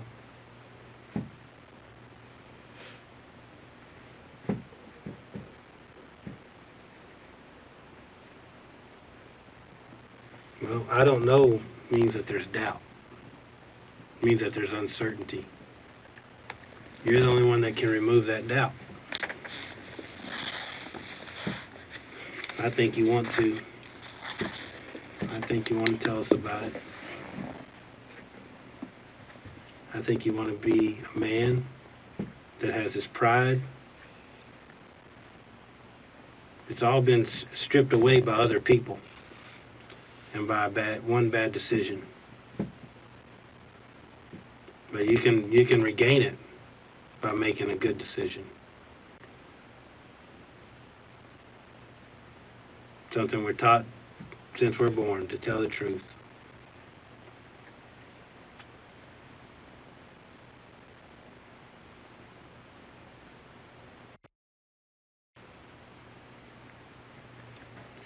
Can you think of any reasons to tell the truth? What good comes from the truth? I've pointed out all the bad that comes from not telling the truth. Can you think of anything good that comes from telling the truth? You can't? Do you think telling us the truth is going to make your situation better?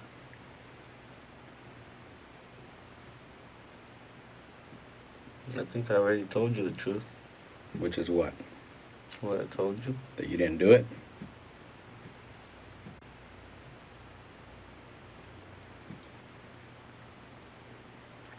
I can even tell you from my experience and my training that even the way you say you didn't do it is very obvious. People that are accused of such crimes, and that are innocent, they don't come in here and stay silent and just sit there with their hand over their mouth and say, I didn't do it. They say they are upset. They get upset with us. They tell us, not only did I not do it, you can look at this, you can look at that, here's how I can tell you. I give you a prime example. I had a very close family member who was accused of something. Very close family member. Man, I don't consider myself No, violent. I'm not saying to be upset and angry. I'm talking about I'm telling you an example of a very close family member that was accused of something. That family member got very upset and told them, A, B, C, D, E, F, G, here's how to prove I didn't do it. You haven't told us any of that. No, and it's because you know, sir. It's because you know. We've given you just the little evidence that we've given you on the cell towers and the timing of you saying you were at home. You know you weren't there. You can't even admit to that when we show you the evidence. That's why we won't show you our big piece of evidence. Because if the little stuff you won't even admit to that when it's right in your face. You're not going to admit to something else.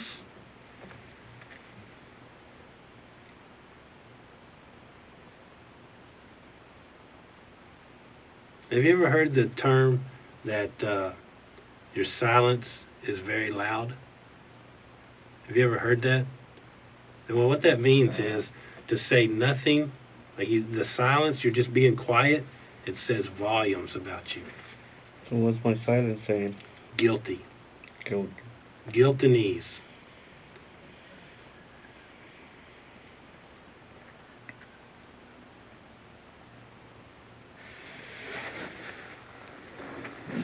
I think your silence is saying that you're afraid to say something that's going to get you in more trouble. And that you think by telling us what happened, it's going to get you in even more trouble. We already know what happened. We just don't know why it happened. There's no more trouble to get into. That's not the way this works. The trouble only gets less. It doesn't get more. The trouble is there. The trouble was brought upon us when we received the 911 call.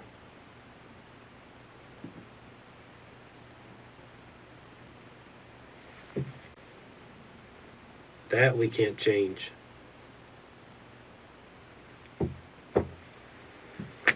We've been going for a couple hours. You need to use the restroom? You need more water or anything? We just have a couple more questions. We're going to take a break. You need anything in the meantime? Mm. Okay. Give us a couple minutes and we'll be back in, okay? All right?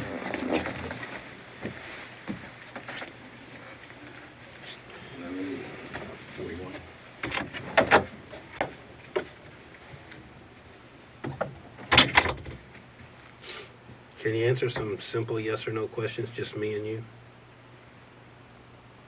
You can't?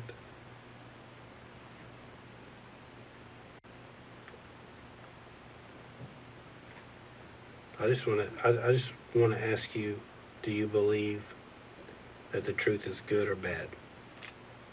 As a person that you are, is the truth something that's good or something that's bad? Well, I don't know the truth. I don't know. No, I don't mean about this. I mean, look at me. Let's have a conversation, just me and you, okay?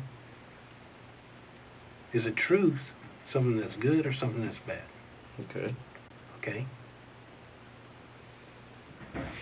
That's all we're saying. The bad has already happened. There is nothing we can do about that. I know you feel sorry for what happened. I know it wasn't... Can you just knock the shit out of me, see if I can get up to this fucking nightmare? I would, if I could do that for you, I would. I still think it's a nightmare. It just keeps getting worse by the day. What's the worst part about it? Nothing good. Everything's fucking... I don't know. Tell me about it. I don't know. I haven't sat in your chair.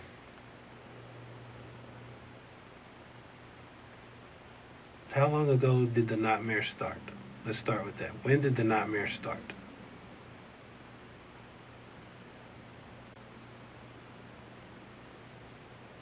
Did it start when you got laid off?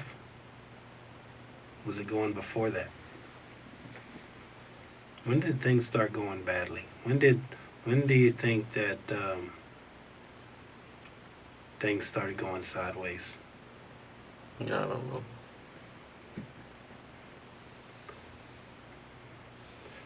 Let me tell you, know what I told you earlier about we've investigated everyone in this? And I don't want to speak badly about your wife. I don't. But she did some bad things. You know, some of the people in her phone, she hid their phone numbers under different names. That's not something that happened in the last 2 weeks. That's been going on for a long time, hasn't it? At least a year. First time I've heard about that. At least a year. Damn. The nightmare goes back and back and back. The nightmare doesn't start with the last 11 days.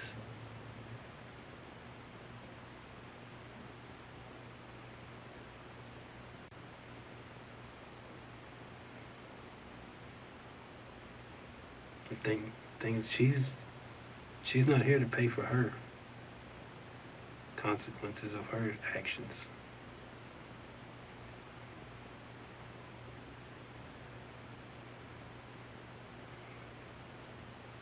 The only thing I can tell you is when people ask me if you're a killer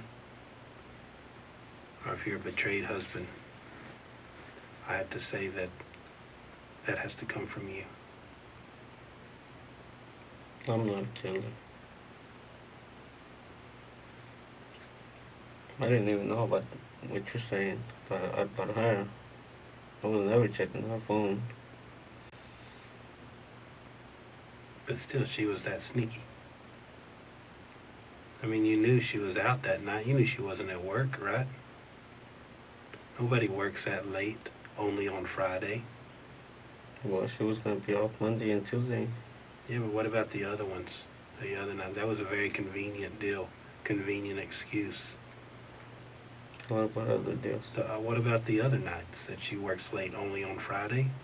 Not only on Fridays, she always stays late. Not that late, but... But she's been out with these people before. I've talked to them. She's been out the happy hour before with these people. Hmm.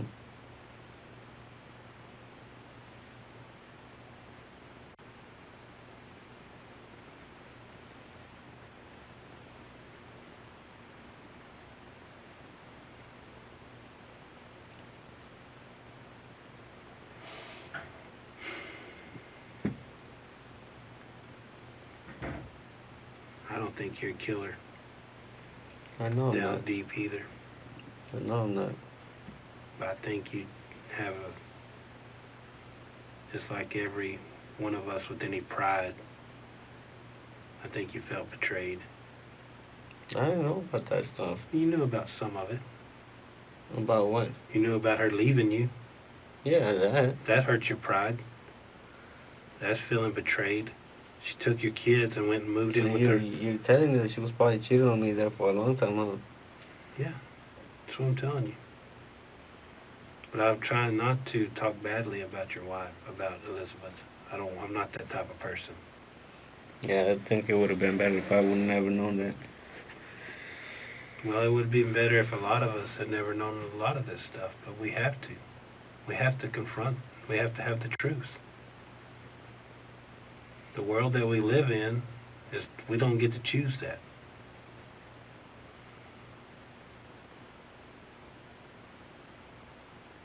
So I understand. Not a good question. Ask it. Let me decide if it's a good question or not. It's probably best if I don't even know that. It's... Who was she cheating me? With who was she cheating me? How about I just give you only first names? Okay. Okay? So it wasn't just one person? I think it's better if I don't know her. What do you think? Well, I just want you to know that I understand how things can get out of control.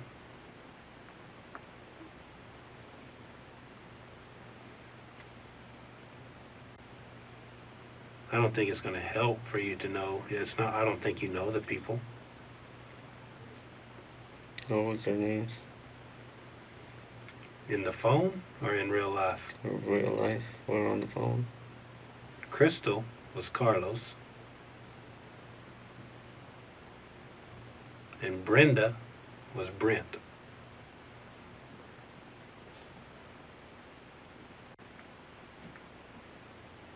Carlos. Is that a guy that she knows for a long time? I don't know how long they've known each other. Because I think I remember one time she called me, we were separated, and she said that this guy, I want to say named Carlos, was bugging her, so I went over there and she just hugged me, and I saw the truck leaving. So that would make sense. But what doesn't make sense is why she puts him in her phone as a girl's name. Damn. I think it was better if I would have never known that.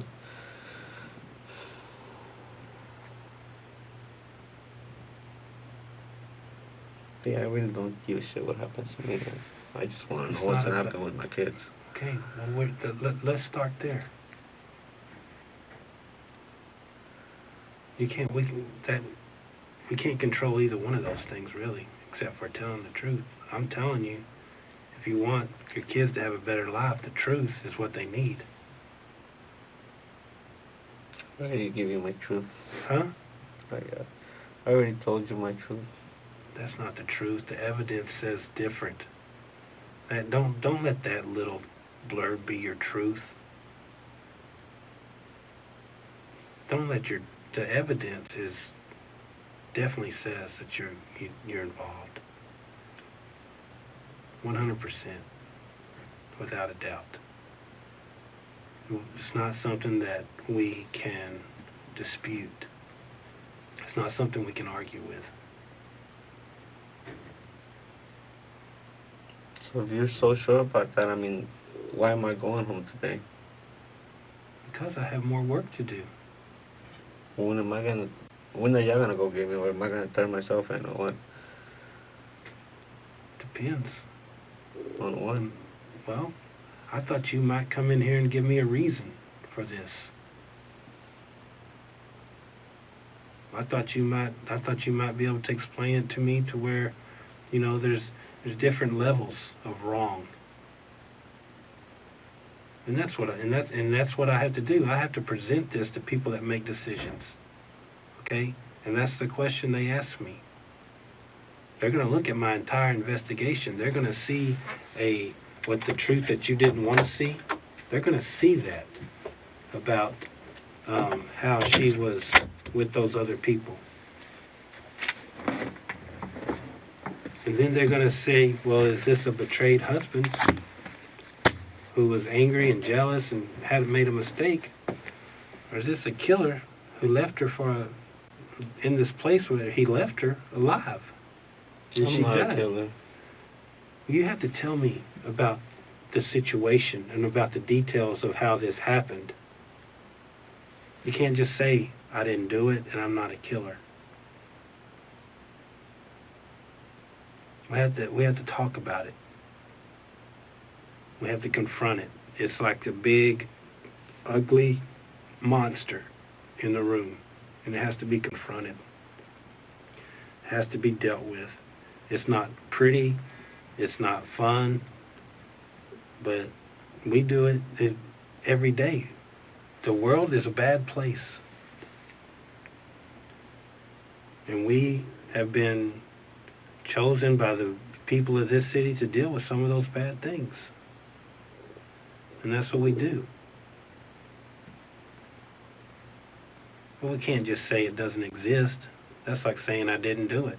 The evidence is it does exist. It is out there. We have to deal with it.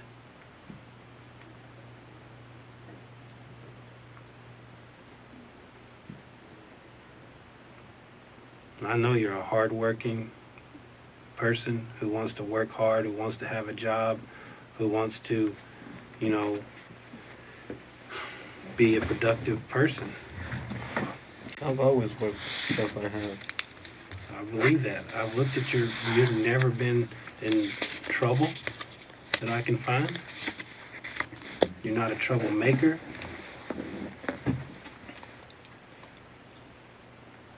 But this trouble here that we're in has a reason. It has an explanation. It has to come from you. I've told you that at least 10 times this morning.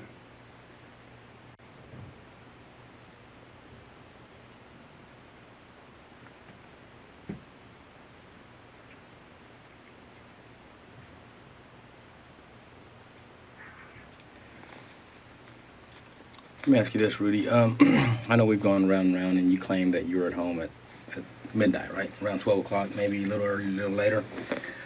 So if I have you, based on your cell phone records and cell towers, at her job around that time and at her mom and dad's house around that time, that wouldn't be correct, right? That would be wrong.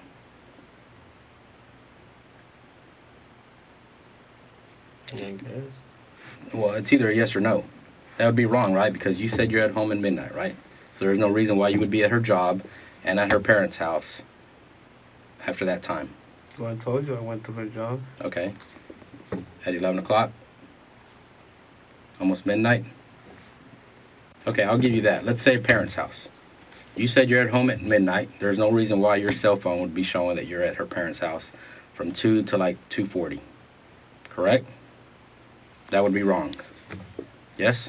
You're shaking your head like yes. Right? Okay. So if your DNA is on Elizabeth, would you say that's a good thing or a bad thing when we found her? Well, it's a good thing because I was with her. You can find When were you with her last? Thursday. Thursday. Okay. So probably since then she's probably had a bath, right? She's probably washed her hands. I guess. Probably several times. She works at a medical center, so she probably washes her hands all the time, right? Disinfects it, right? Mm-hmm. So there is no reason why your DNA would be on her hands or nails when she's found. Right? Shouldn't be any reason, right? Is that a yes or a no? I guess, yeah. I'm sorry? So there shouldn't be, right? Okay.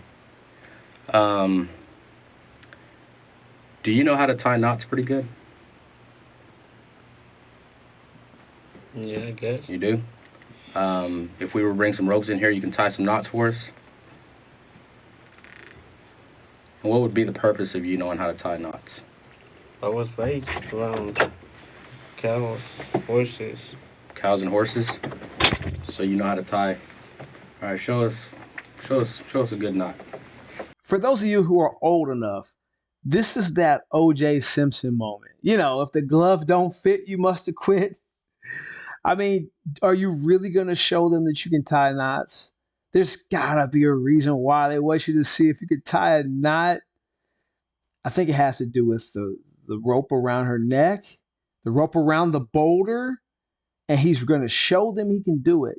Absolutely insane. How do you want to do it? I don't know. Whatever. What's the most popular knot? Like that one? No, just something different. That's already on there.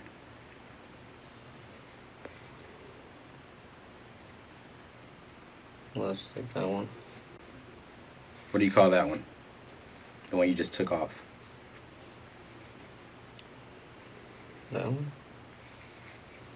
Yeah, what do you call that? I don't know. Okay. Show us another one.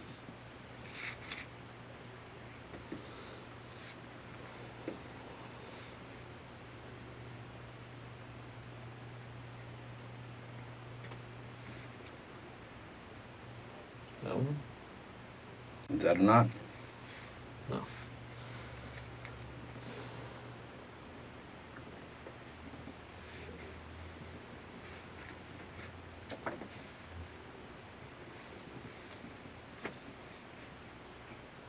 And what would you use that for? When you're messing with the animals? I think it's something for a pig. When you're tying off a pig from their hand, that way it won't slip. So roughly how many knots do you think you know?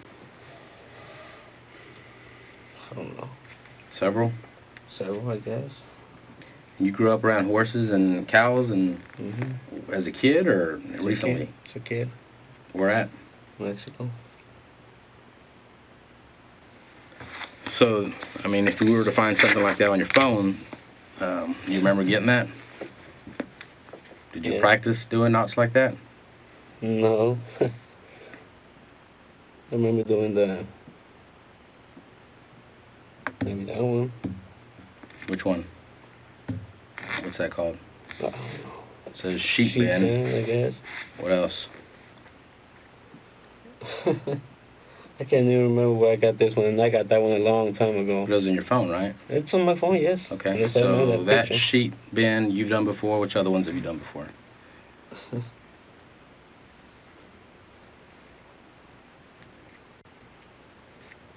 you remember any other ones that you've done before that are on here? I think that's the one I just did. The clove hitch? I guess that's what it's called. Shit, I don't remember doing this one.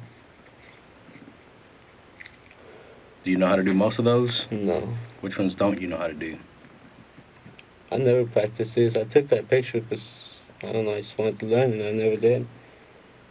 Do you remember when you took that picture? That was a long time ago. I mean, I don't know, 6 months, I guess. Maybe not that long, maybe more. Maybe longer than 6 months? You've been having this picture? Yeah. Was it on my pictures? Yeah, it was in your pictures. Huh. I guess I can do that one too. So you know how to do several of these. Not really. Cross the ones you don't know how to do. Cross those out. I can't really tell which one that one is. Well, cross the ones you don't think you know how to do. I think I can do that one. I think I can do that one.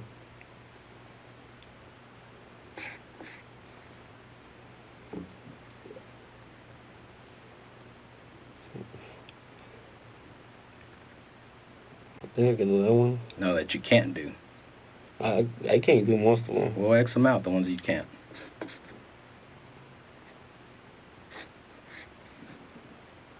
I probably could if I practice them. Yeah, but just off the top of your head. I mean, if you're good with ropes, you kind of know what those ties are, right?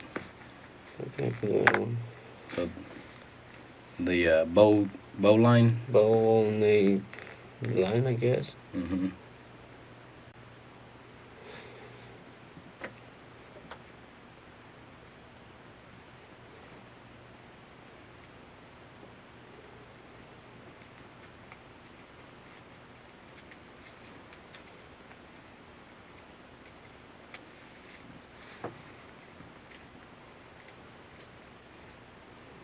Okay.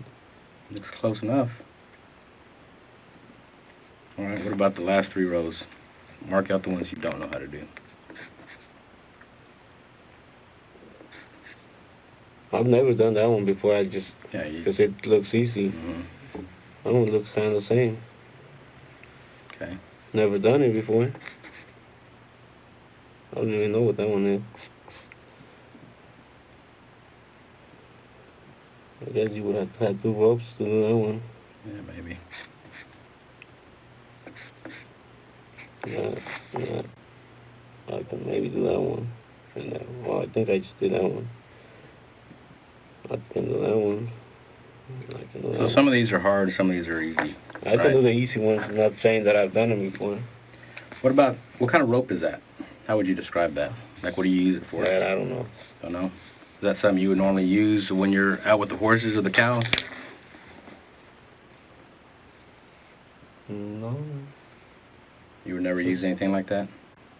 A bigger rope, but not, I guess. I don't know. I was like 11 or 12 when I left all that, so. Yeah, but here recently, if you were to go try to grab a horse or a cow, would you use something like that or different?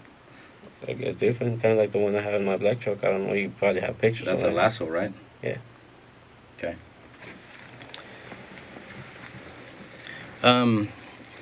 When's the last time you built a fence? The one I have in my house.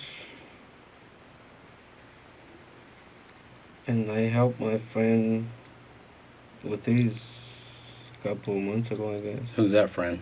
Fernando. Fernando? Where does Fernando live? I think it's Saginaw. Blue Mountain and Tyler, I think is the street. Tyler? Tyson. Tyson. Tyson, yeah. You go northbound on Blue Mountain, you make a right on Tyson? Uh-huh. By the the car wash, we wash trucks. I think it's before that. You know the address? Mm-hmm. And when did y'all build that? A couple months ago? A month ago, 2 months ago. What kind of fence did he have? Wood.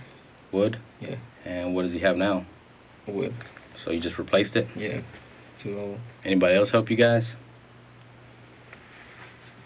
His dad, brother. What'd y'all do with the scrap? Oh, Emilio took it. Emilio? He Was lives Emilio in another friend of yours? Yeah, he lives in Weatherford. And then did y'all buy new lumber, or was He it? did. I don't think I went back. I helped him with the hose and the poles. Just put The them- hose and the pose? Like just you were making the put 'em hose? up. Yeah, just to put them up, and the next day I had a meeting, so I had to leave to West Texas. So you think that was around February, It had to be March, March, so a month ago? a month ago. Okay. And then you built one at your house? I did that one a year ago. So, that right there? Yeah. And what was there before that? Chain link and wood. So what side was the wood on? That side or this side? The other side. The neighbor's side? Yeah. And then it was chain link on your side? And you Mhm. tore them both down? Mm-hmm. I talked to her neighbor, and she said that she was fine with that. All right, and what'd you do with all that scrap? I burned it and throw most of it away. Okay. Did you leave any of it in your yard?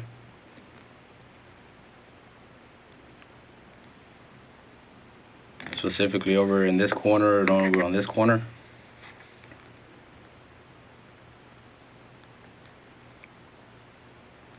Not that I can remember. Yeah, well, there's some pieces over there. What was it? Pieces of the fence. Like wood or? Well, a little bit of both. Uh, You ever seen that kind of knot?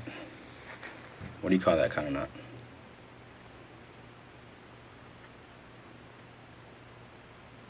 I don't know.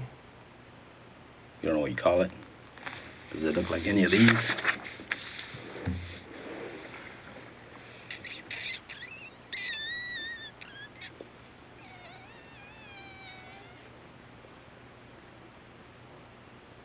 Does it look like any of these?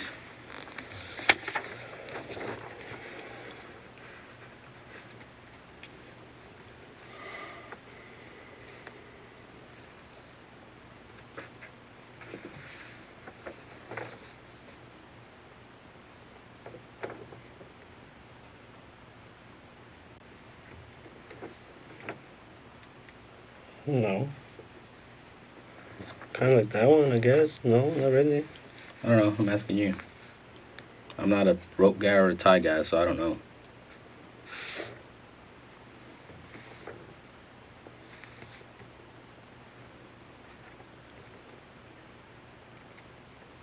No. No? Neither? None of these. Okay. Do you know how DNA works? You know what DNA is? Yeah. DNA basically, and Detective Pate could probably explain it better than I could, but basically anything you touch, like let's say I touch this table, you're touching that bottle, whether it's your hands, mouth, any part of your body that touches that, you leave your DNA. And in cases in the past where people have tried to destroy that by either fire, water, anything they try to put on it to try to hide or destroy the evidence, a lot of times we can still recover that. Okay. Have you ever seen a rope like this? What kind of rope would that be? What would you use that for?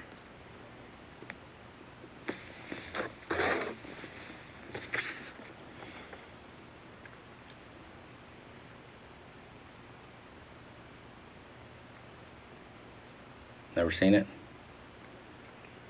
Okay. I can tell you that we've spoken to a family member of yours and have seen this rope in your truck. My truck. Yes, sir, in your truck. So I just want to be clear that you said you don't recognize this. You've never seen this rope before, right? What truck? I'm just going to give you that. I'm not going to give you everything. I'm going to give you a little My bit. white truck, I had ropes like this. I don't care. I'm asking you specifically about this one. I mean, this is kind of unique, I would think. Doesn't look like this. It's pretty obvious. Doesn't look like that. Have you ever had a rope similar to that?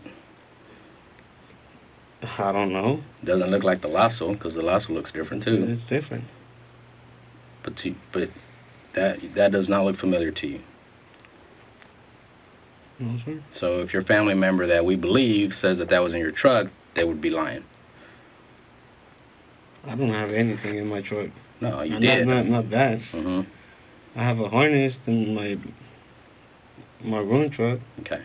But you see anything like this, right? Well, I don't know. I guess I have. No, I'm asking you. You've never owned anything like this. I can't really tell how Well, it's a pretty thick rope. thick rope. How thick? Well, I mean, you can tell from the pictures.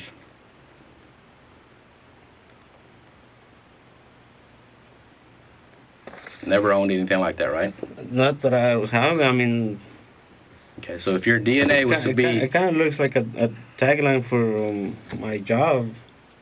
But do you normally carry stuff like that in your truck or have it at home? Not in my truck. Well, I used to back when I was using my truck for... Okay. Have you ever had anything like this at your house? Front, back, outside, inside? I don't think so. Okay, you cut the grass, right? Yeah. So you know it's in your backyard usually or your front yard if it's outside. You're in the house all the time, so you would recognize something like this if it was inside, right? But you've never seen anything like this. You've never handled anything like this. And if Well, I guess I have, because like I was saying, it just depends on how thick it is. No, I'm talking about this one specifically. You don't remember ever handling this. Okay. If I did, I mean, I don't remember. So, but if you don't remember or you haven't, there would be no reason why your DNA would be on this, right? If it was in my truck, then I'd... Well, that's why I'm asking you, Rodolfo. Do you remember this ever? I can remember. Okay, so you don't ever remember this being in the truck, right? You don't ever remember this being at your house? So there would be no reason why your DNA would be on this, right? I wouldn't see why it would be on my DNA on it. Okay, so that would be a no. There's no reason, right? If it was in my house, then I'd probably grab it at some point. Well, we didn't grab this from your house. I'm asking you, do you remember ever seeing this rope? You said no. You said you never handled I've seen anything. ropes. I mean, I worked with ropes. I'm asking you about this one specifically. How am I going to know which one that one is? I mean, does it look similar to one that you've handled before? Recently, at your house? Not in my house. If anything, it was, I don't know, a word. Do you remember one of these being in your truck recently? In the back? No? Okay. You don't remember one of these being at your house either, do you? If it was in my work truck, which I turned that one in. No, I'm not talking about your work truck. I'm talking about one of your trucks you have now. No? So there's no reason why your DNA should be on this, right? Like I said, I don't know. Okay. But you don't know why it would be. If it was in my truck, then that means that I... Okay. I just want to be clear at one point that all the evidence that we have, basically, as far as your phones, is wrong because you said you should be at home at midnight and you didn't leave until 7:30, right? Mm-hmm. So whatever we have is wrong, right? There's no reason why your DNA would be on this rope, right? And your DNA shouldn't be on your wife's hands or fingernails, right? She was with me the night before. Yeah, well, I'm talking about her hands. He had a little bolita on her jaw, so I kind of helped her. I held her phone. I was doing the light. I don't know what to tell you. I'm talking about her hands. She touched me. But she was with me. That day you didn't touch her, right? No. Because you didn't see her. You saw her Thursday, but I'm talking about Friday. You didn't see her. I saw her Thursday night. Yeah, but Friday day you didn't. You didn't see her Saturday morning at 2 or 3 in the morning because you were at home asleep, right? And there is no reason why we have your truck going down Main Street, going down the side roads, or why we would have your truck on 820. That is not your truck. Is that what you're saying? On 820? Yes, sir. I already told you After that was midnight. 820. After midnight, you were at home. I can't really... So I guess it was before midnight, yeah? Yeah, but after midnight, your truck should not be on 820. Correct? And it should not be on Main Street. Should not be on 35th, 36th, 37th, or 38th. Shouldn't be, right after midnight. Okay, so everything else that we have that we're telling you is incorrect if we tell you that we do. Is that what you're saying? It's wrong? Okay.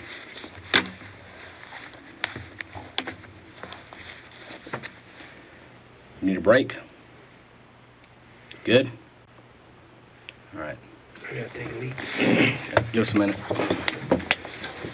You think anything else? Let us know when we come back. Can I go to the restroom? Yeah. Please go to the restroom.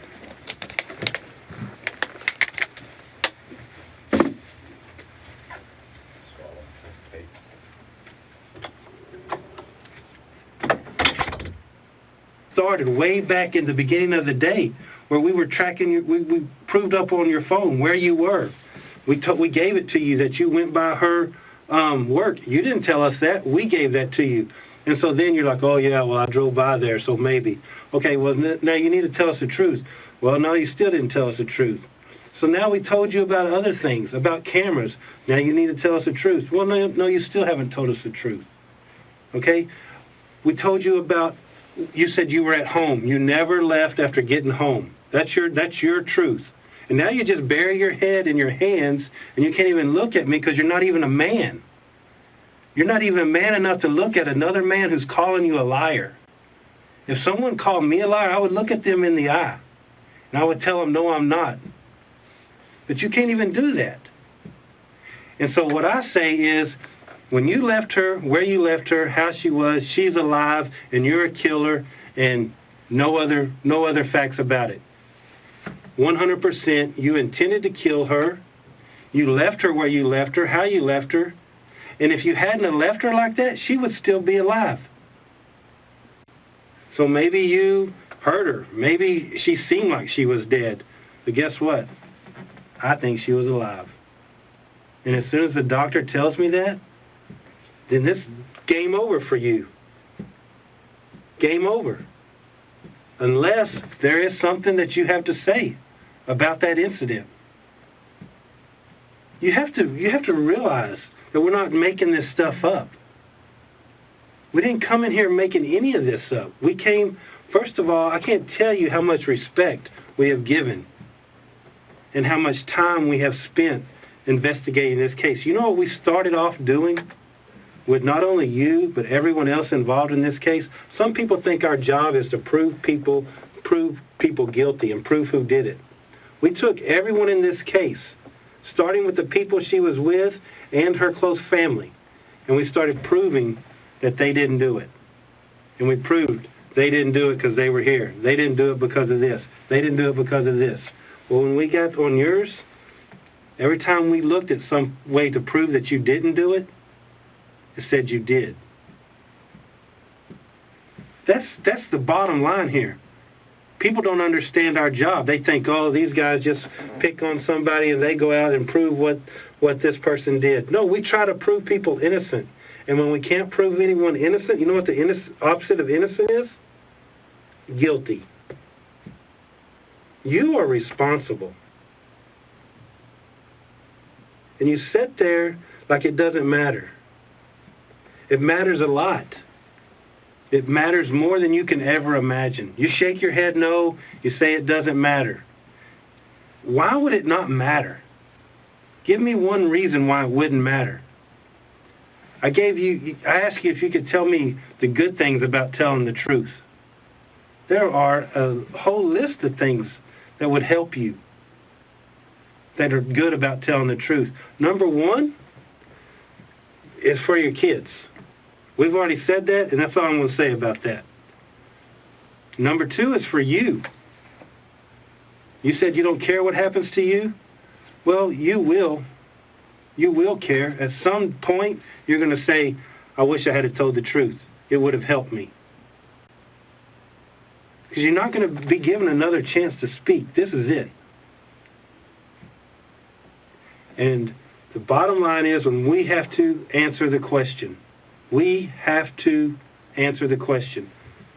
Jealous, betrayed, husband who made a mistake, cold-blooded killer who left someone that was alive and they ended up dying because of the way they left them. We have to answer that question. And I thought that you were the betrayed, upset husband. I don't think that anymore. There's no reason for me to think that. Just as there's no reason for me to believe that you're not involved because the evidence adds up against you and it tells me 100% that you're involved. Just like that, evidence says that. Well, this is the only evidence I have, is that you left her alive and that she struggled, but she succumbed to death because of the way you left her, and you're responsible. From the very beginning of my dealings with you You have never asked me once how she died. Never once.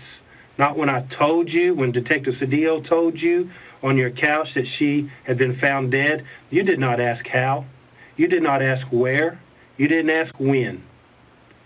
There's only one person who is told that someone has been murdered that doesn't ask where, how, when. That's the person that knows the answers to those questions. And that's you, sir. You know that you left her there. You know how you left her. You know when you left her. You didn't ask us then. You haven't asked me today. I've still only said purposely the way you left her. You haven't asked me how she was found. You know how she was found. You haven't asked me the importance of any of the evidence we've showed you because you know the importance. You know the importance of your DNA being in certain places. You know we got you. 100% without a doubt. It gets no different. We've been at this now for 3 hours, and we are still at the same question. It's not a question of who. It's not a question of when. It's not a question of where. It's only a question of why. So you might ask yourself, why even ask that question? Why does it even matter? Because we are going to be asked to make a judgment on you. People are going to ask us our opinion. At first, I thought you were the husband who was betrayed, who was upset, who made a mistake. That any man, any woman, any person who's invested in a relationship can understand. Any person that's invested in any relationship, even a friendship, can understand. But you're invested in a 15-year marriage. Not only invested money, emotionally. I mean, y'all have spent the last 15 years of your life together ever since high school. Did you even have another girlfriend after high school? This is your high school sweetheart. And now she's dead because of you. Because you lost your temper. Because something went wrong. Because something went bad. Or this case over here, where you leave her alive. You put her there when she's still alive. And now, this is your high school sweetheart that you left there alive. That, oh, by the way, you already told me you didn't even know she was cheating on you, but I know you were cheating on her too. So now you're not the jealous husband. You're the son of a bitch who's trying to get rid of his wife so he can go and have some other girl. How do you know I was cheating on her? You told me. Oh, I was talking to Karina. I was supposed to meet up with her at a restaurant. I'm not saying you're having sex. I'm not saying that you're doing that, but you've admitted, and let me tell you, if you admit the little part, then I know there's more. Because you can't even tell the truth about your phone. 100%. You can't tell the truth about the little things. So you're no longer the upset, betrayed, jealous husband, mad husband who made a mistake. You are the husband who left his wife to die and struggle so that you could go with your new girlfriend. And there's 12 people somewhere in this county who are going to make a decision. 12 people are going to make a decision. And they're going to make that same judgment I've made. They're going to say, you know what? Yeah, I see that. I see how Elizabeth was at happy hour, lied about working late, was with these other guys, changed these names in her phone. She was sneaking around. I can see that. But he did not tell me that. He did not admit that he made a mistake. If he would have just told me that he made a mistake, that he didn't mean for this to happen, that it wasn't supposed to happen, then I could believe that she was the one out there cheating, doing these things that upset him. But he didn't tell me that. So without him telling me that, 100% of the evidence says not only was he involved, but that he was the guy that was trying to get rid of the wife so that he could go somewhere else. He didn't get mad because the wife was trying to get rid of him and make a mistake. He got rid of her so that he could go somewhere else.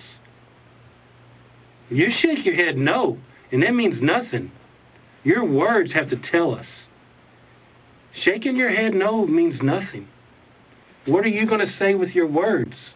Are you going to continue to cover your mouth? Sit there with your hand over your mouth? You know how many schools I've been to as a detective? I'm going to break it down for you. Number one, you won't look at me in the eye. You're so rude that you left your hat on in the house for 3 hours. Even, you know what, I'm going to tell you this. Your close family members came in here. Even they took their hats off when they came in. Every one of them. But you won't. So that's number one. Number two, you won't look at me. That's fine. You don't have any respect for me. I'm still going to respect you because I've done nothing but respect you. I have showed nothing but respect from the beginning. I will continue to show you respect because that is a reflection of who I am, not a reflection of your actions. Now, let's get to your body language. I even made notes in here. When you first came in here, your body language was just like this. Arms crossed, legs crossed. Not today. Before you knew she was dead, that was the way your language was.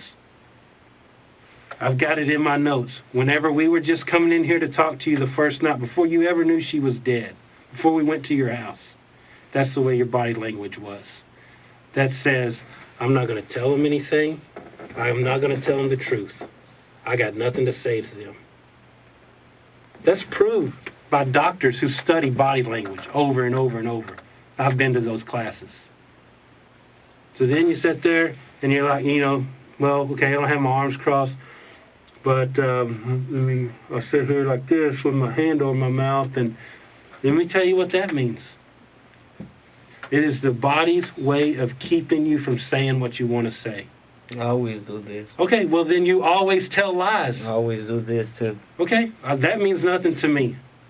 Okay? I don't know what that means. But this means something. When covering your mouth means something. It means that you're deceptive. It means that you're less than truthful. It means that you have something inside that you want to say, but your body doesn't want you to. It means that it is good. There's a good part of Rodolfo and a bad part of Rodolfo, and they're fighting with each other. And you can't decide which one to listen to. The bad part took Elizabeth's life. The good part needs to win out. The good part needs to tell the truth so that it is a mistake, so that it is something that wasn't supposed to happen. Because I just wanted to talk to her about my kids. Man, I blew up her phone. I blew up her phone while she was out saying she was working. I didn't go looking for her. I didn't confront her in front of other people. I waited till she got home. I knew where she was going to go. I stayed there. I waited for her to pull up. And I still just wanted to talk to her. That's all I wanted to do was talk to my wife. Who can blame a man for wanting to talk to their wife? But she wouldn't talk to me. She wouldn't talk to me. We got 4 kids together, and she wouldn't even talk to me.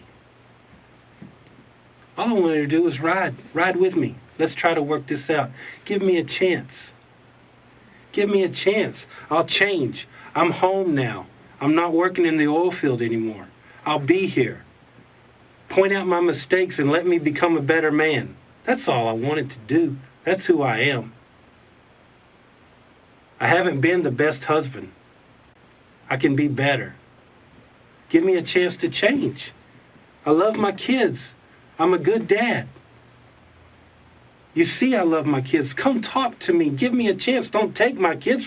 You moved out 2 weeks ago. It's been the worst for me than you can imagine. You're living with your mom 9 blocks away with my own kids. I want you to come home. Don't go to a hotel. Just stay with me. Just stay. I just want to talk to you. That's all I want to do. Give me a chance. I can change. I am home now. My job It's not going to take me away. I'm a hard worker. I'm going to get work. People want people like me to work for them. That is no doubt about your work ethic. And I know that you would get a job. I know that you would pay the bills. I know that you would provide. But she wouldn't even talk to me. She would not even give me 10 minutes to talk. I spent 15 years. And I can't get 10 minutes to talk?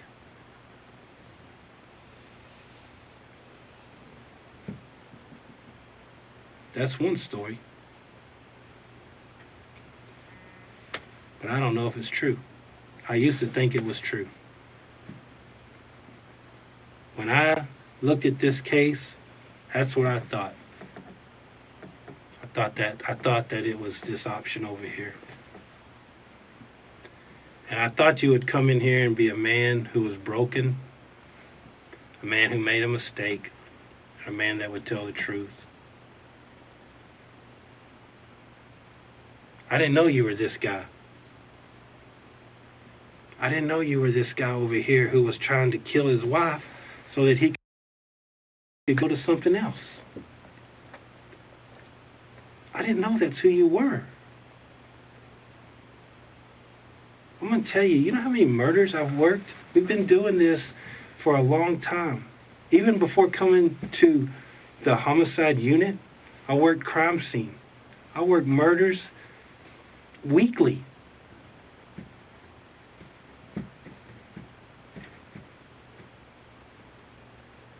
But I thought you were different. Most of them, cold-blooded, don't care. I thought you were different. I thought you were a family man. I know I am. Tell me, what you know inside has to be told to me. Tell me. What I think that matters not. What you say means the world. And if you sit there covering your mouth with your head down, then you're not speaking for yourself. What I say matters not. When I'm asked the question, they don't want my opinion. They don't want my opinion about, are you this guy or that guy? What they want is Detective Pate, Detective Cedillo, what evidence do you have? We've given you a ton of evidence today. You cannot deny that. You are not denying that. There is no way that a man as smart as you would deny that.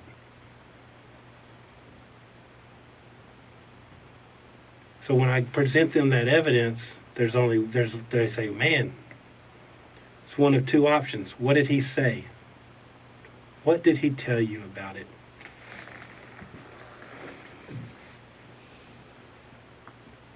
Because denying evidence leaves us nowhere. Because evidence is, in this job, we are lied to every day, even by good people that don't even mean to lie to us. I don't even hold it against. I used to get upset when people lied to me. It doesn't even matter now to me sometimes. I know that they're good people. They don't even mean to lie to me. But we talk to people, good people, some bad people, witnesses, people in between, and we get lied to every day. The only thing that doesn't lie is the one thing that they take 100% serious. And that's evidence. You know that we can't make that evidence up. We would not, even if we could. We set out to prove you innocent so we could go on. And the evidence said that you were one of two people.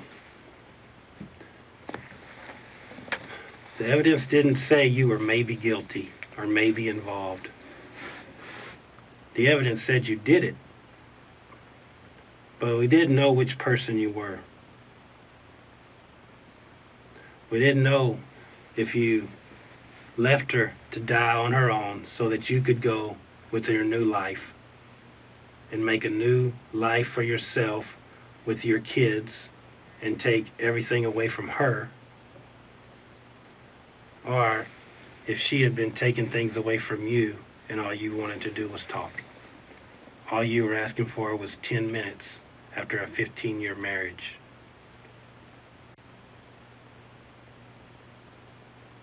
I started off over here. I'm not all the way over there yet, but I'm somewhere and I don't know which one you are now.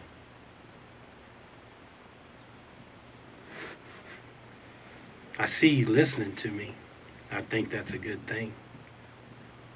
I think you have a good heart. There's not a person in this world who has not made a bad decision. There's not a person in this world who has not experienced regret. Nobody is experiencing regret the way you are right now. I see it in your eyes. You regret everything about that. I know that you would take it back if you could. You got to tell the truth. You waited for her to come home that night, didn't you? You waited for her to come to her parents' house so you could just talk to her? Rudy, you did that, didn't you? Huh? I gave you the evidence that shows that you did that. How can you deny that? You can't shake your head no at the evidence. Let me put it very simple for you, okay? I'm going to draw you a picture. This is a cell tower. This is Elizabeth's house. This is your house, okay? When you're at your house and you use your phone, then a signal goes out like this off of this cell tower. When you are at Elizabeth's parents' house and you use your phone, same cell tower, I'll give you the same vicinity, same neighborhood, but the signal goes in a different direction, and it shows us that. So you're sitting there thinking that this evidence could be wrong, because maybe you're trying to outthink me. I'm not trying to pull any fast ones. I'm not trying to do anything. I'm just telling you that's the evidence. You got to at least admit 249 phone call. You're at her parents' house, not at your house. The signal comes off the cell tower just like that. It shows us. I'll even give you the term for it. It's called ranging data. We think, and ever how you feel about the technology, it's changing every day. It's getting better every day. We got guys in our unit that have gone to schools that are experts in this. They take this data and it shows. You can't deny 249 you're waiting for Elizabeth to come home or to come to her mom's house. 239. 239. Right, Rudy? The evidence says, can you agree with it? So you're telling me, let me ask, if I can prove 100% that you are opposite direction from your house and you are the direction of her house at 239, that means you killed her. No, it doesn't? Then explain to me. You have to admit that it's true that you were at her parents' house in that part of the neighborhood, in that 3 or 4 or 5 block area, not at your house. The evidence is clear on that. I'm not even asking you to talk about where you left her yet. I'm just asking you to admit that you wanted to talk to her, that that's why you were there. You're waiting for her to come home. You've been blowing her phone up and she won't return your calls. She won't answer.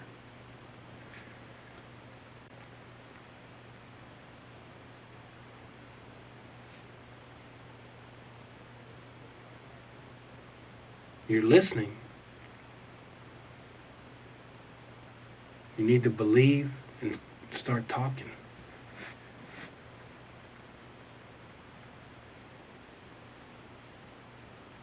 Not one time have I lied to you, sir. I'm not a bad person. I'm not out to do bad things to you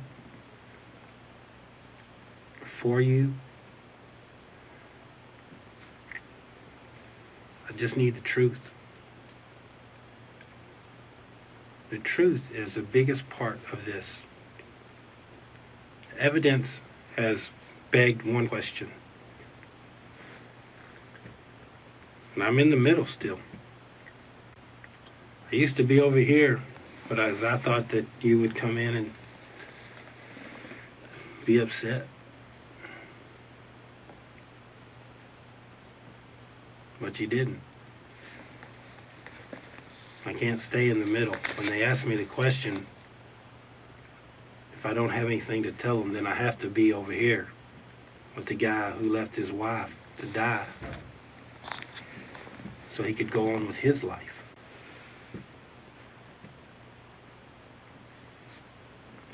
Or there's another option. Maybe you just left her to die and you weren't going on with another life. Your only life is you and the kids. That's fine. Maybe you don't have a girlfriend like that. Maybe not yet. But a guy that's a hard worker with a good, stable home life that can provide for somebody certainly would find someone.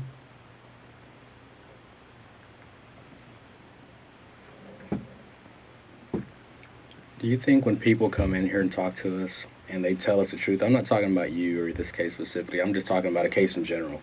When people come in here and tell us the truth, do you think that hurts them or helps them? I don't know. I guess helps them. I agree 100%.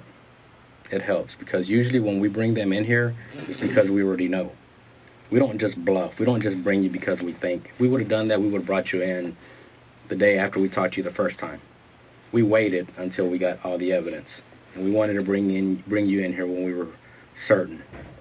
So in this situation and the situations when we bring people in here knowing that they did it, usually when they tell us the truth about what happened, that usually helps them. It's not going to hurt you because we already know what happened. We don't know all the details. We don't know why, and that's where your job is. But we know what's happened. This case wasn't that hard to begin with, Rodolfo. This was a classic domestic violence type case where you were high school sweethearts, ended up having a family. She wanted, for whatever reason, to dissolve the family. She wanted to get a divorce. And this was a classic situation of, if I can't have you, nobody else will. That's exactly what it came down to. And I'll tell you, I promise you that when I got this call and I heard the details, when we went out there and saw her, we immediately turned to each other and said, if she's married, it's going to be her husband, or if she's dating, it's going to be an ex-boyfriend or a current boyfriend. Those are the only options in cases like what we saw. And we speak to you from experience. We don't just go out there and bluff. So this case was, it took us 11 days because we were waiting on all the evidence that we've pretty much given you some of it. We haven't given you all of it. We got binders over there of the case. I brought in just some small ones. So this case wasn't difficult. We were just waiting to get all the evidence to be 100% sure. So I'm telling you, when you're sitting in a situation and people like you are sitting in a situation, when they tell us the truth and they ask for forgiveness, that usually helps them. It doesn't hurt them, it helps them. And you might be thinking, well, you know, I showed you this picture of this rope, and you're probably sitting there thinking, well, how does he have my DNA? I don't remember giving him my DNA. Well, guess what? When we were at your house, there are several things that we collected from your house, several swabs that we collected from your house, and we were able to get your DNA. Well, you got the... And we were able to confirm that, yeah. But that was sent away. That hasn't come back yet. That's going to only confirm it 1,000%. We needed something quick in the meantime. We had to send that away to a lab. We needed something quick. And that proved it, that without a doubt, you've touched this rope. And I've had family members come in here and confirm that they've seen this rope in your truck and at your house. Okay, so you can't sit here and pick and choose what evidence you want to work with and what evidence you don't want to work. because you've admitted that you went by her job, right? Okay, and I had this before you even admitted, but you didn't tell us this the first time.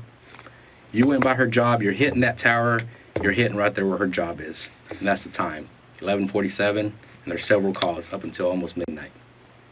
Okay? But then when we turn to this part, which is important, starting at 2:27 a.m., you're hitting that tower, your house is over here, here's Elizabeth's house, you're hitting that tower in that direction. But see, you want to pick and choose what evidence is working for you and what's not. This works for you because, yeah, you've told us this, but you're not admitting to this because you know this is important, and that's why you're denying that this evidence is correct. So it's up to you, man. You got to fill in the blanks. You can't let us fill in the blanks for you. Because to me, you look like a cold-blooded killer. Like I said, you're not going to allow Elizabeth to go off with somebody else. So you rather kill her, and basically you're a coward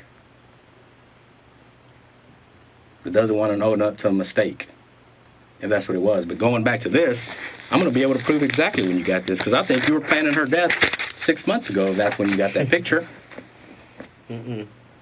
Well, that's the way it's going to read in my notes. 6 months ago, you were planning her death. Nope.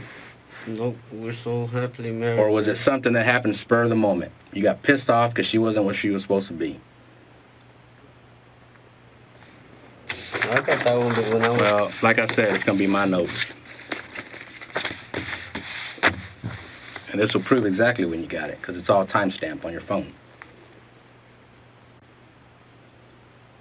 Because without a doubt, you're sitting at her parents' house waiting for her during the last phone calls you made to her. And regardless of what you've heard about the neighbors that had cameras that weren't recording, guess what? We've told them to say certain things. And I know what you've heard. Yeah, the neighbors across the street had cameras and they weren't working. Well, that's what you think.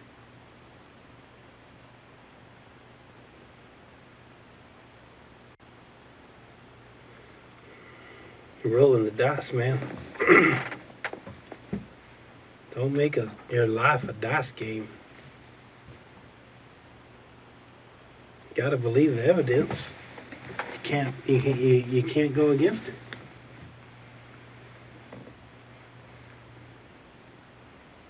There's no two ways about that. There's no luck or anything.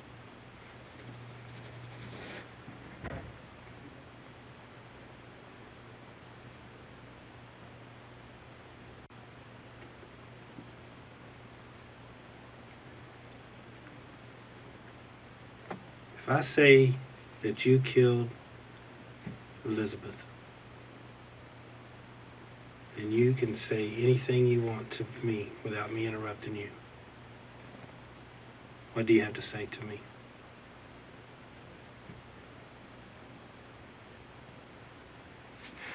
I already did.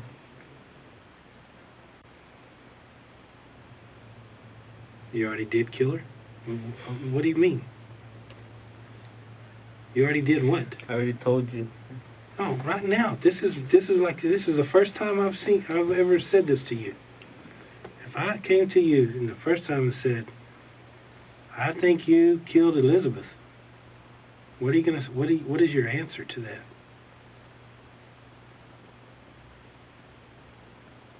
I didn't do it. That's all you have to say? 4 words, huh?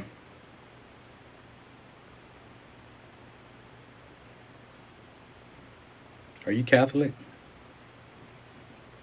Yeah, I guess. Did you take communion yesterday? Mm-mm. Why not? I haven't got it in a long time. Why not? Because you're supposed to confess every so often to get it, so it's just been years since I haven't got it. So you hadn't confessed yet, right? To the priest? I've No never confession. done it. I don't think I've never done it. Yeah, I've done it sometime. I grew up Catholic. I remember we had to go once a week when I was a kid. If anything, I probably did it one time when I did my first communion. Did you do your confirmation? Yeah. So you had to confess all the time, right? So I think I was like 7 years when I did that. So no communion yesterday at your wife's funeral.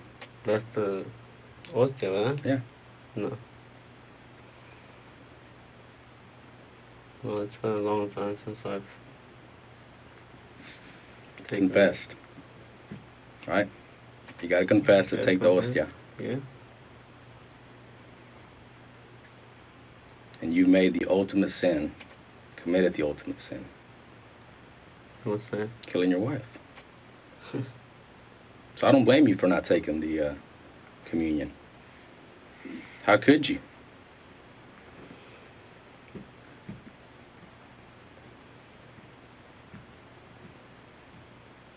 What do you think your mom's going to say when she finds out?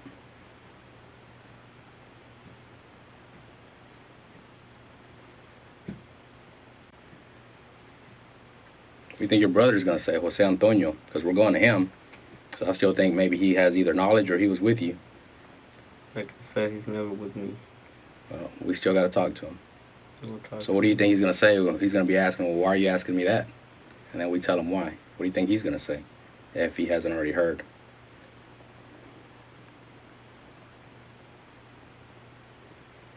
Mm-hmm. Do you care? I do. Do you care that your mom's probably going to ask us, you know, was he sorry? Did he ask for forgiveness? And right now I can tell her no. He didn't give a damn. He kept saying, I didn't do it. 4 words, I didn't do it. Even after providing all of these details to you about how we know that you did, without a doubt. I guarantee you, we talk to anybody in the street, we give them half of what we've told you, and they already say, husband did it. But yet we're confronting you with probably 60% of what we have, and you still think we're lying. You're calling us liars, you're calling the evidence a lie. Saying it's not true. You think we made it up? Then how come your phone is over there at her parents' house at 2:39? Why is your car seen over there at the neighborhood at 2:39? Can you explain that? Did someone steal your truck? Someone steal your phone?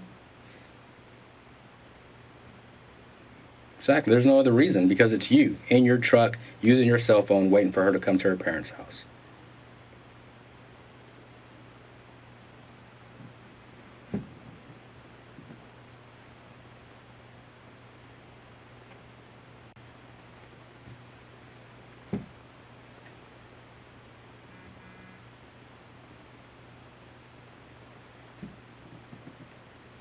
So what do you think we should do with you?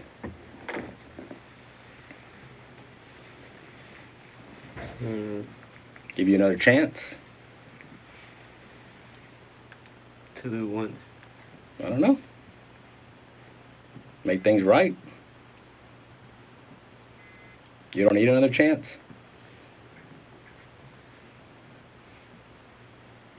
What do you mean make things right? Make things right with your family, your kids? Maybe asking for their forgiveness? You don't have to ask. We're not asking you to tell us you're sorry. This is for your family, man. This is for your kids. This is for her family.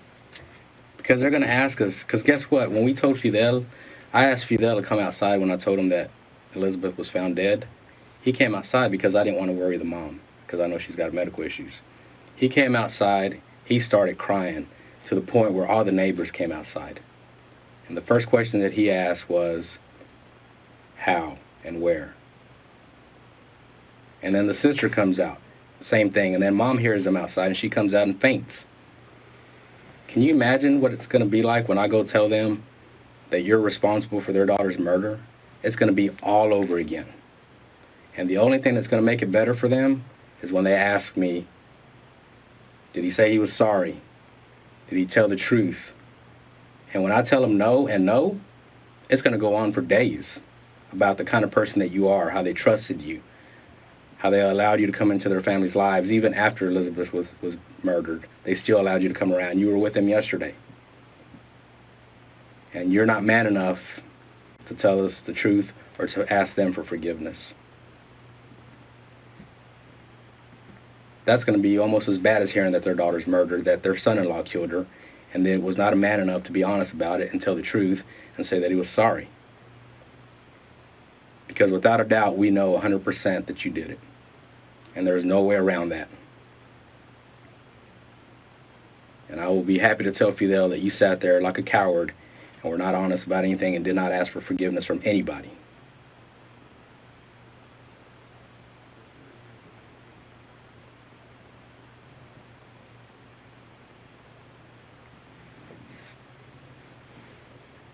All we're asking is, why did it happen? Was it planned or not planned?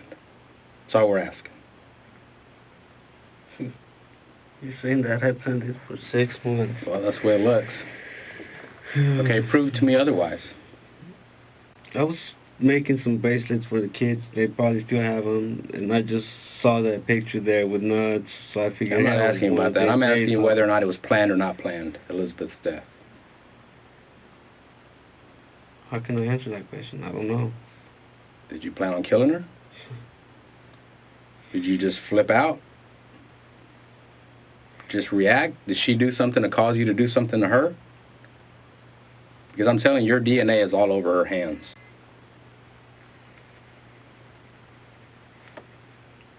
Not the guy she was with, not the girl she was with that night.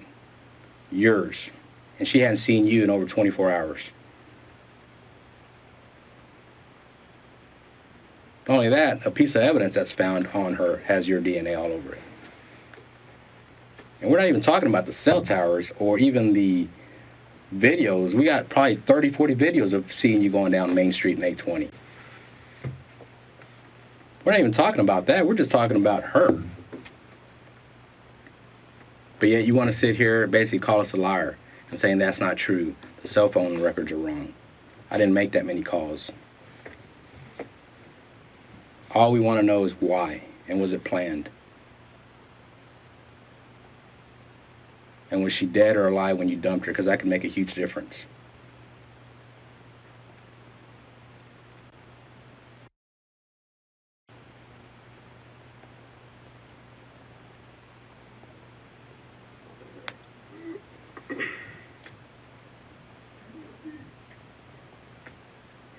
Nothing to say, huh?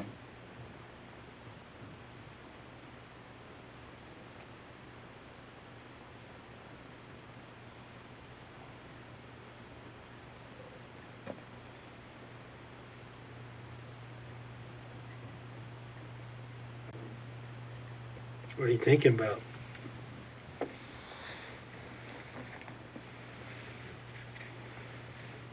You have no thoughts, no words?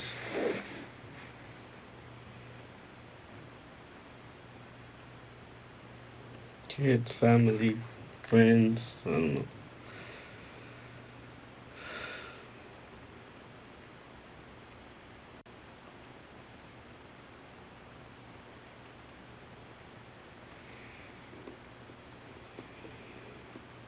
If you were them, what would you want? If you were who's your best friend? I have a lot of friends. I don't have a best friend. Who's a good friend of yours? Who's a good friend of yours? Everybody? Fernando? Is he a good friend? I've known That's him for a while. and he's the one who borrowed your phone, right? I was, what, a 9? Is he the one that borrowed your phone? Mm-hmm. Okay, so he borrowed your phone so that he could call a girl so his wife wouldn't find out. So if you found out tomorrow that Fernando killed his wife, what would you want Fernando to do next?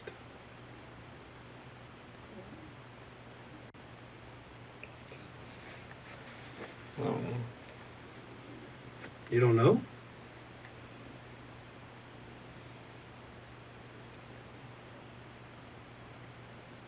He's your friend. He killed his wife. What would you want him to do?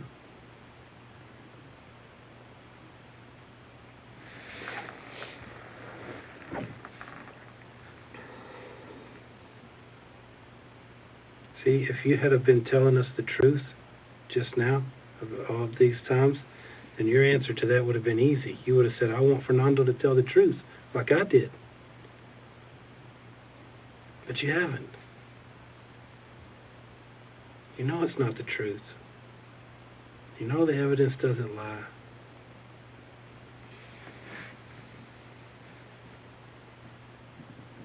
You would want Fernando to tell the truth.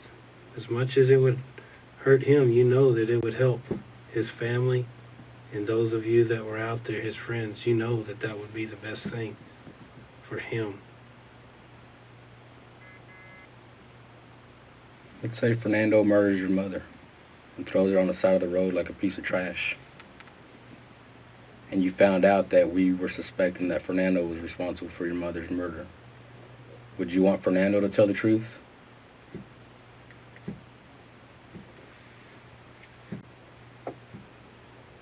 If I told you we had his cell phone at your mom's house on Prospect, we have his truck going down the street on Prospect, we have evidence that we found with your mom that people have said have been at Fernando's house and in his truck. Knowing all that,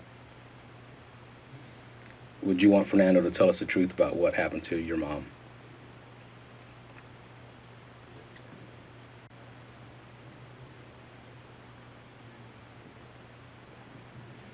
Yeah. Because it would probably help, right? It would help with moving on with your life. It's not going to bring your mom back. We understand that. And maybe you'll still feel, negative towards Fernando, but at least he did the right thing. You'll always remember that. Okay, well, yeah, he killed my mom, but it doesn't make it right. But he was honest with the detectives. He told them certain things that they needed to know that could help with the case. And maybe you appreciate that, maybe you don't, but at least you probably feel a little better about Fernando.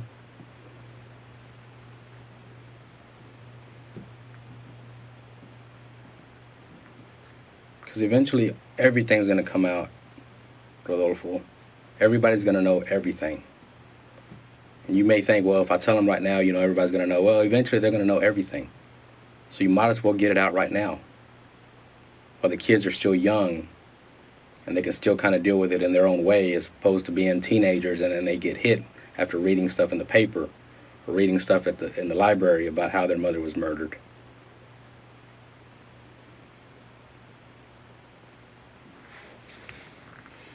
Just like you're having nightmares, I'm sure they're having nightmares every night, waking up, wishing their mom was there. I wish I could wake up from this fucking nightmare. Well, saying the best way to get through a lot of this is just coming clean, dude. And we're not priests, but we need to know the truth.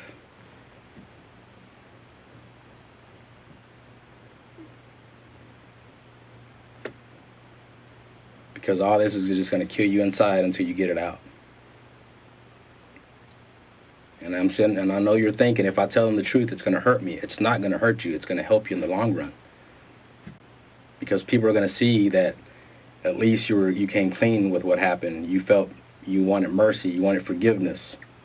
You wanted people that are going to make decisions about what happens with you. You're asking for forgiveness from them as well.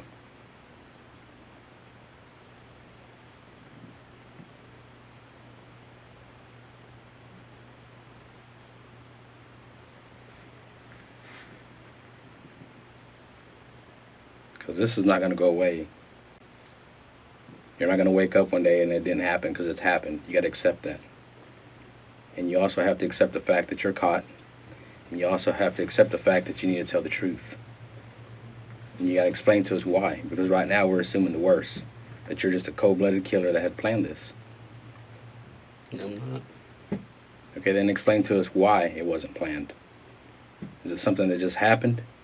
Were you guys arguing? I know you were arguing on the phone already about where she was.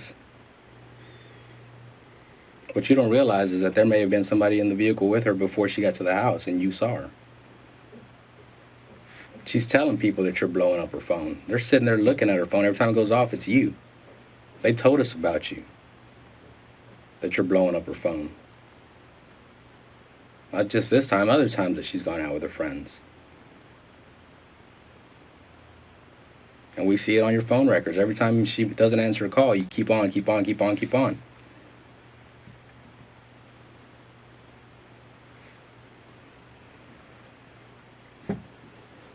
So we know that you were sitting there waiting on her for her to get home. Without a doubt.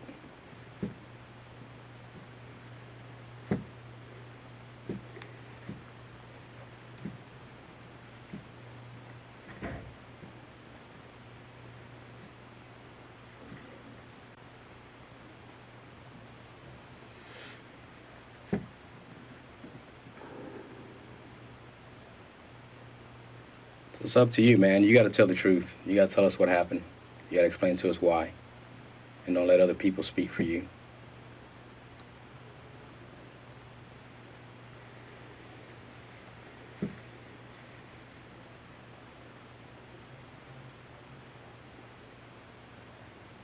What do you think Fidel's first question is going to be?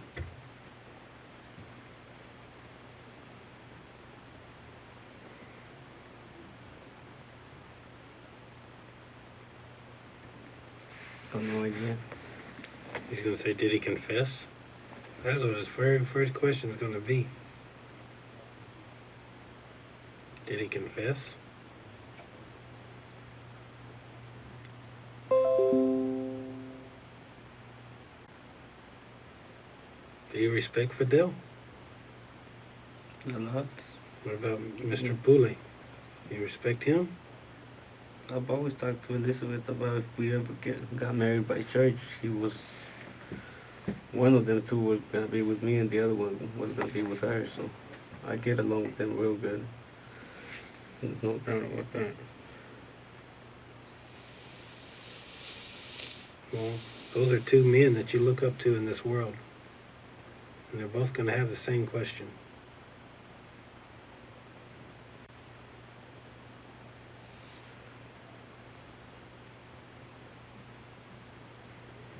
What happened to your dad? Cancer, When did he die? 8 years ago. Here in Fort Worth? Mm-hmm. Think he's looking down on you right now, telling you to do the right thing?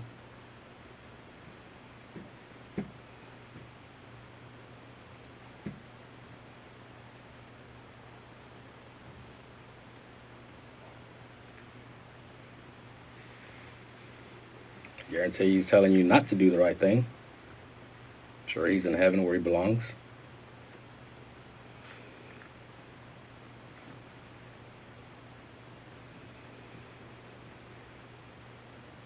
I'm sure he's probably thinking, I taught you better than that.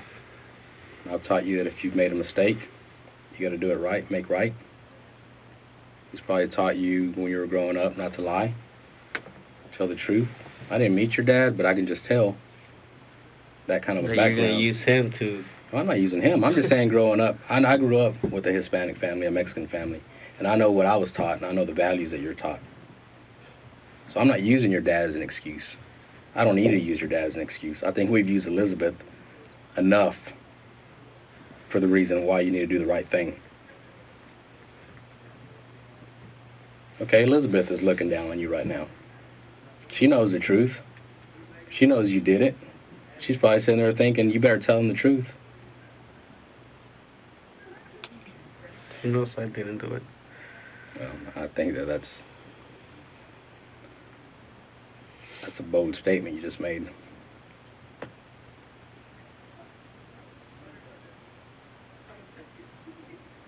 Is there anybody you would tell the truth to?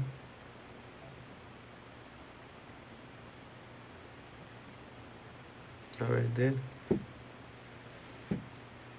there anybody that you would be honest with about the evidence?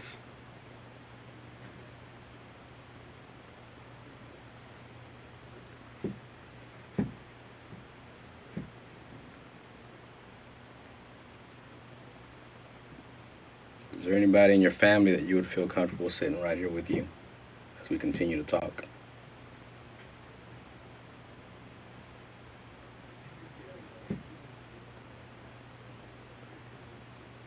I get along with all my family, but, I mean, we're just not that close. I mean, I hardly ever see them. Were you closer to Elizabeth's family than you were to yours? Mm-hmm.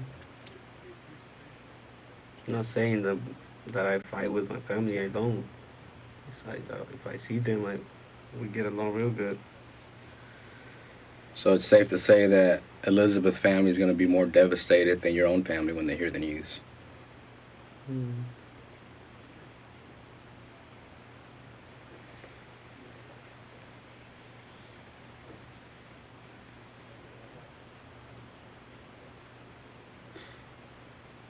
Do you think the evidence is a lie?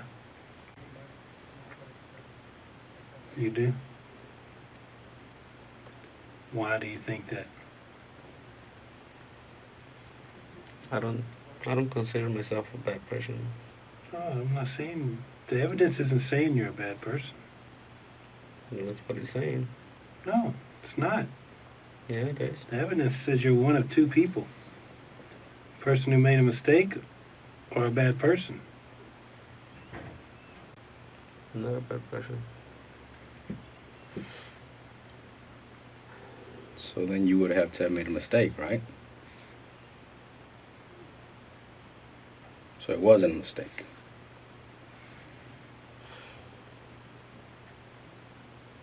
What the evidence shows is that you're at Elizabeth's house at the time that she came up missing.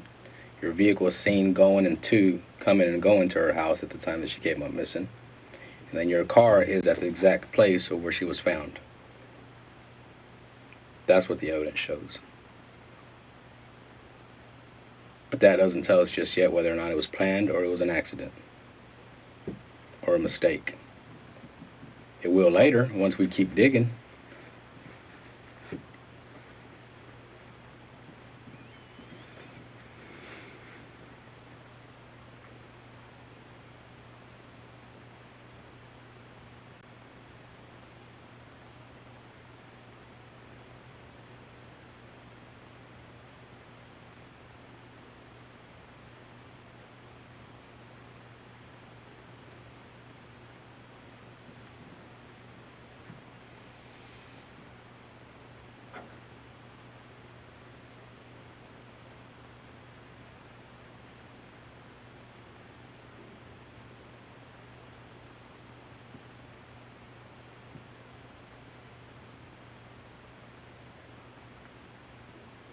What do you think we do next? What are you going to do next?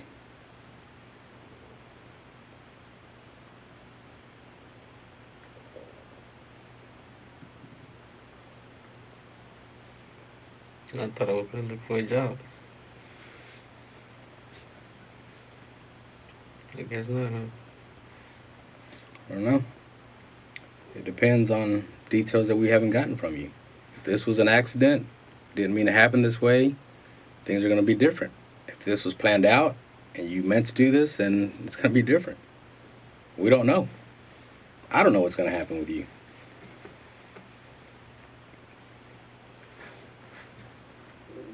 If we did, we wouldn't have just went and knocked on your door and asked you to come down voluntarily. That would have been all different if we knew what was going to happen.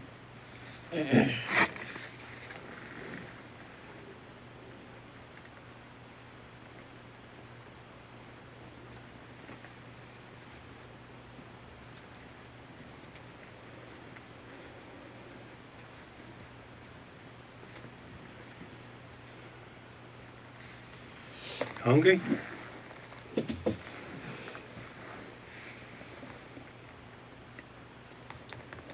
Water?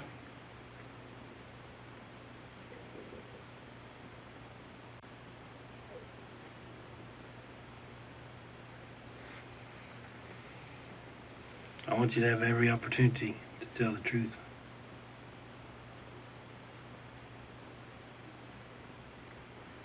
I'm willing to stay here as long as it takes.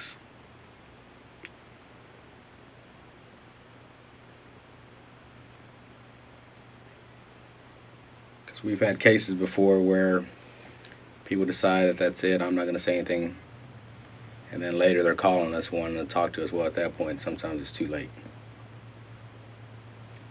So we don't want to get down the road and feel like we didn't give you enough time to think about everything that we've told you and giving you an opportunity to tell us exactly what happened. Because we know what happened at the end, we know what happened in the middle, but we don't know what started the whole thing, other than her trying to leave you and wasn't home like she was supposed to with the kids.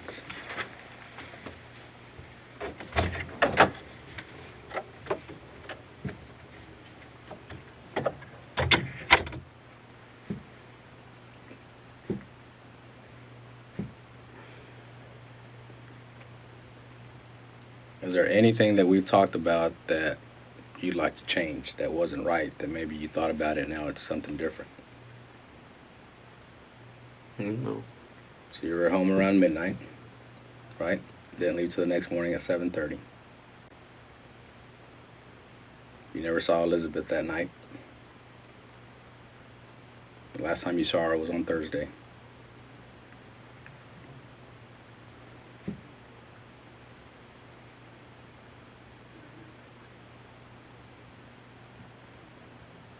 I'm telling you, man, you're making a huge mistake.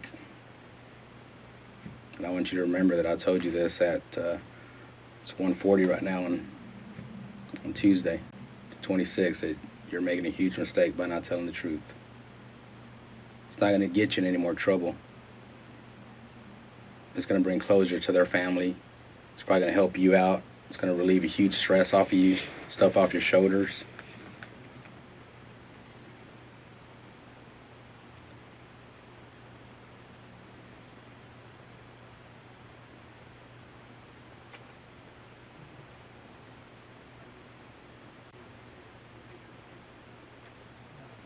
What are you thinking? So you checked my whole record, right? Which record? My whole, I don't know, life. Well, You think I'm a bad person? From what you can see, right? I think that did you have an accident where you didn't stop and provide information? The hit and run? Like a hit and run? Mm-hmm. You had that, right? It's the only thing you've been in jail for? That and warrants.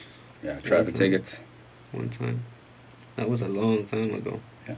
We've done I'm telling you, you're the lower, we've done checks on you.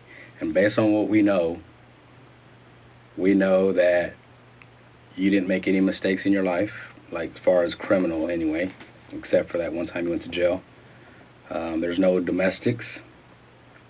As far as anything like that, 2 weeks ago we were made aware that there was a disagreement and maybe you pushed her around, roughed her up, she didn't call the police, anything like that, and that you did take her purse and you threw it out the window.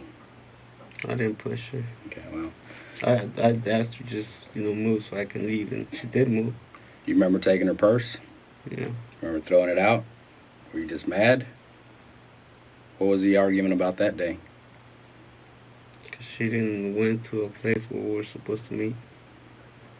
She kind of left you standing there?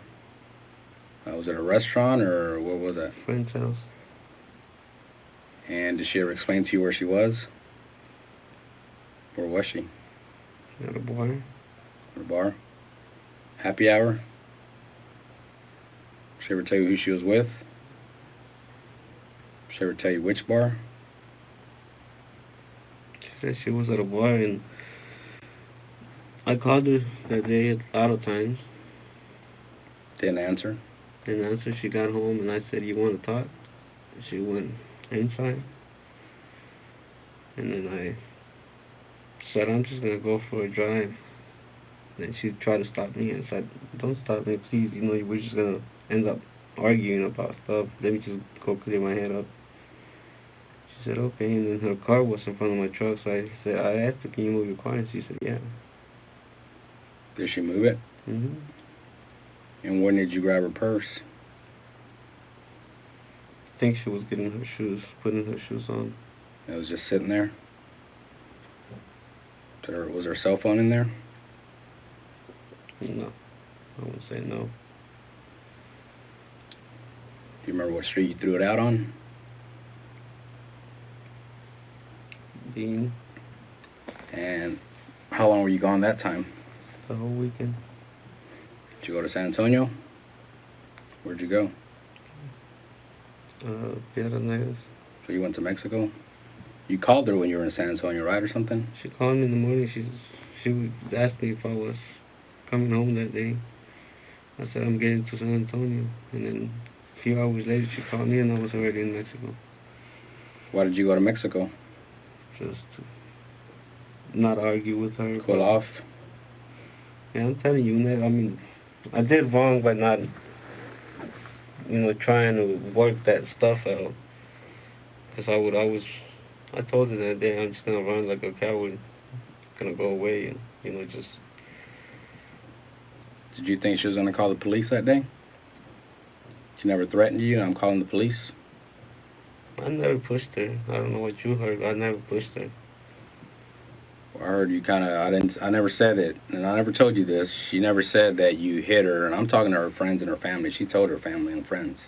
She said that you pushed her around, but she never said that you actually punched her or beat her up. You just shoved her around. I never pushed her. I know that I didn't. That's why she got in front of me, and I said, just please move. I'm going to leave. I've got to go for a drive, clear my head up. So you went all the way to Mexico. So when you got back, is that when she moved out? Yeah.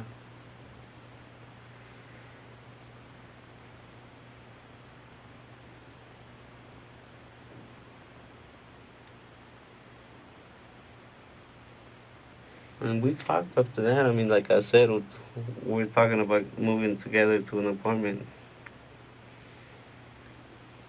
We never even fought after that. I mean, we probably argued about something that I can't remember, if we did. So when you asked me that question, if I thought you were a bad guy looking at your record, your arrest record, based on that, I would have to say no. Based on this interview that we're talking about, I would have to say different. I would have to say that you're someone that's scared, someone that did something wrong, but is afraid to tell the truth because of the consequences. And I'm telling you, you can't change what's happened, Rodolfo. You can't go back. It's just not a dream. You can't change her coming home. You can't change her. You can't change being at her house. You can't change being at her job. You can't change any of that. What's happened has happened. The only thing you can change is try to make it better from here, from today on. And it starts with this room. And it starts with what I'm going to have to tell her parents. It starts with whether or not Angel is going to call us and want to talk to us. And as I know Angel's he's a smart boy, and I don't know if you realize that he's very smart. And I guarantee you he's going to ask us, was my dad sorry? And right now, I have to honestly tell him no. He was not sorry. Even after proving it to him time after time about the evidence, he was still not sorry.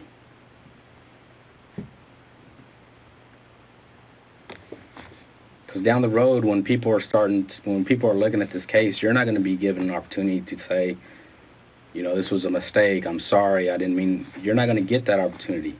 This is the only chance you're going to get to talk, right here to us. You're not going to get a chance to talk in front of people down the road and try to give your side of the story. That's not going to happen. So for you to try to say down the road that you're sorry, it's too late then. This is the time to say that you're sorry. Not when you're about to go away for the rest of your life because you weren't honest here and you didn't ask for forgiveness, ask for mercy. Because there's a difference. Either it was intentional or it was a mistake. That's the only option. And if it's this way, I got to be able to explain it. And it's going to happen. One thing is going to happen to you if it's this way. If it's this way that it was intentional, I got to write it up that way, and something totally different is going to happen to you down the road. So it's either one or the other. And you can't let us decide whether or not it was intentional or accident. Because right now it looks like intentional.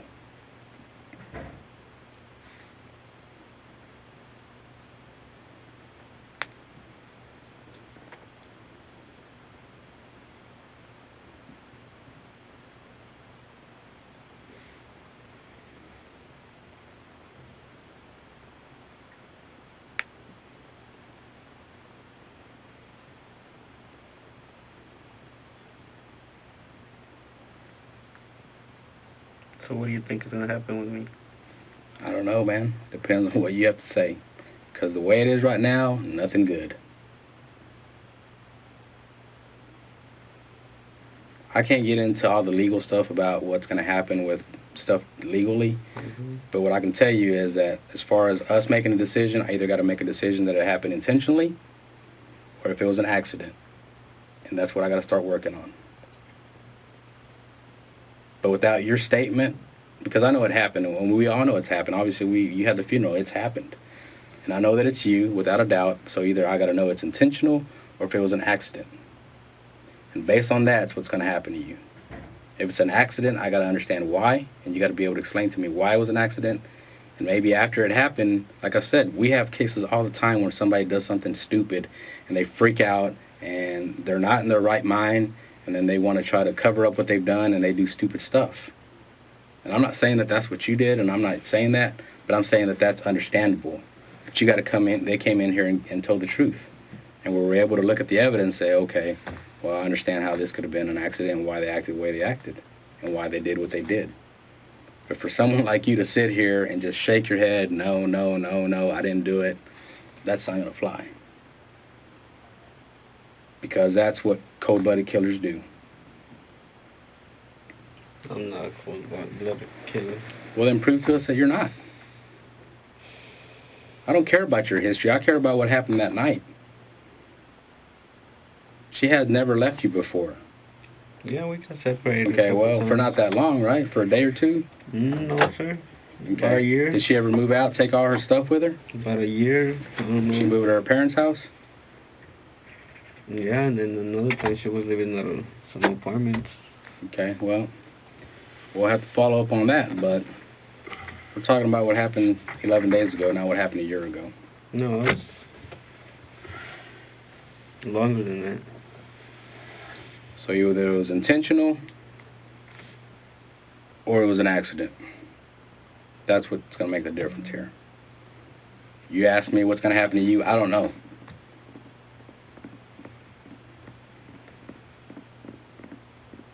But I can tell you we're not going away. You're not just going to forget about you and let you go on with the rest of your life like nothing happened. We're going to continue to investigate. And it's going to be written up with what I got. You denied after I showed you all the evidence. So that points in one direction, someone that's guilty, that doesn't care, that someone that feels like this was all planned out.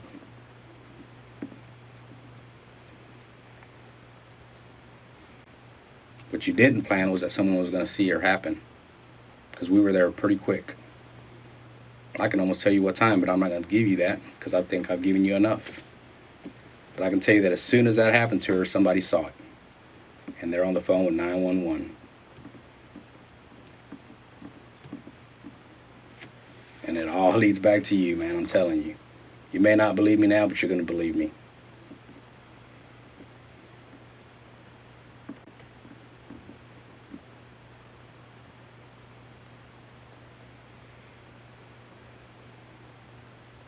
Why would your, I mean, I'm pretty much done, to tell you the truth. I thought I was the patient one and wanted to give you all day, but I think I'm pretty much ready to give up. I can't, why would your DNA be on a murder weapon? So what was a murder weapon? We've told you. You have no good explanation. I've even shown it to you.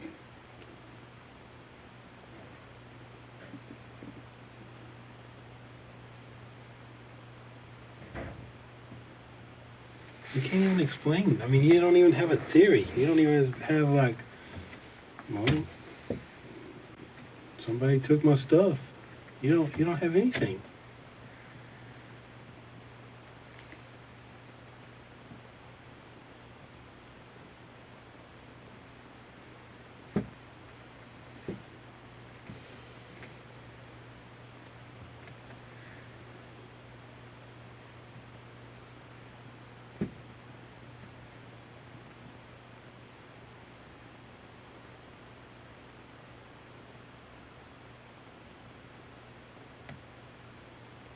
All right, so you asked me, let me ask you, what should happen to you?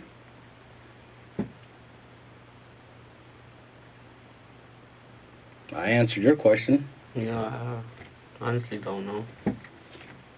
What do you wish could happen to you? I wish I could raise my kids.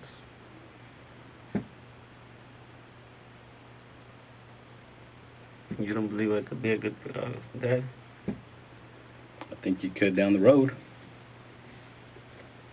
if you're given that opportunity, but I don't make that decision. People make that decision based on what I write, whether or not you're going to be able to be a dad to them. So the way it's going to be written up right now, you may not ever get to see your kids. Because right now it looks like it was intentional. You planned it. You sat there and stalked her at her job. You stalked her at mom and dad's house until you had an opportunity to snatch her. Then you snatched her and you killed her. And your DNA is all over her.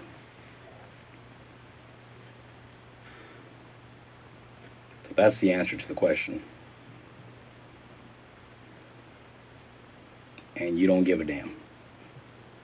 Because you're a coward. You're right. You called yourself a coward. I think you are a coward. You're afraid about what happens to you, but you don't care about what happens to your kids or what happens to Elizabeth. I care about what happens to my kids. I care a lot about Elizabeth, too. Then you wouldn't have done what you did. I think you caring about her is what made you do what you did. The best thing that was said in here was telling thing was what Detective Cedillo said. If you can't have her, nobody can. That's what this came down to. If you couldn't have her, nobody could. The problem with that, there's a lot of people that can't have her now. Besides yourself that deserved her.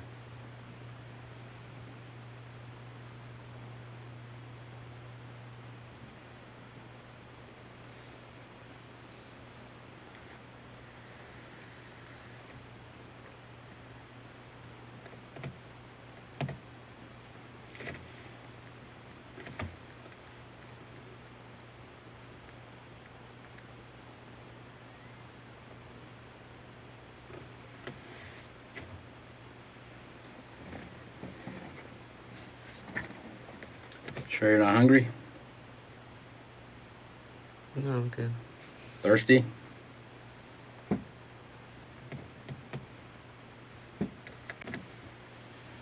If you had my job, our job, what would you do next? We had all this evidence that points to this one person, and they won't tell you the truth. What would you do next?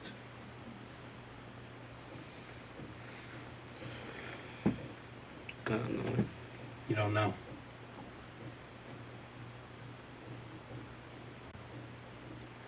I can promise you this, sir. If I was sitting in your chair, being accused of killing my wife, and I didn't do it, I would have a dozen things that the detective could do next. Now, if I was sitting in your chair and I did kill my wife, I probably wouldn't have very many options.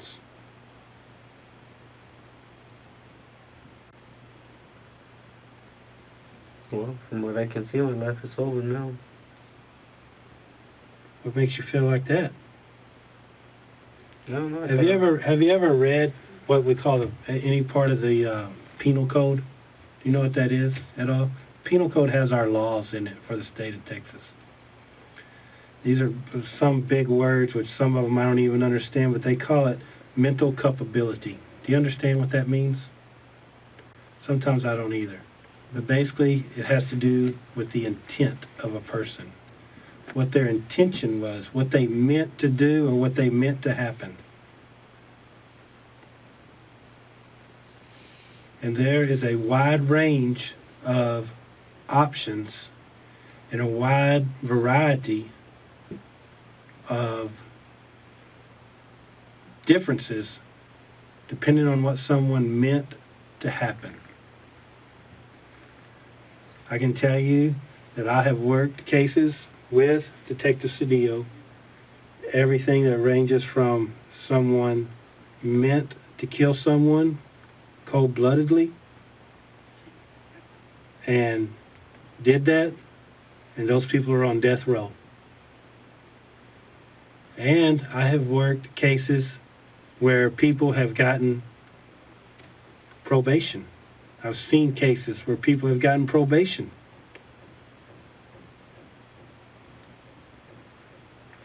And I can tell you, not that it's anything else, but that was a domestic case. The lady got probation for killing her husband. That's the truth of the matter. She violated it later, but at least she got probation. She had a chance to raise her kids. She was given a second chance.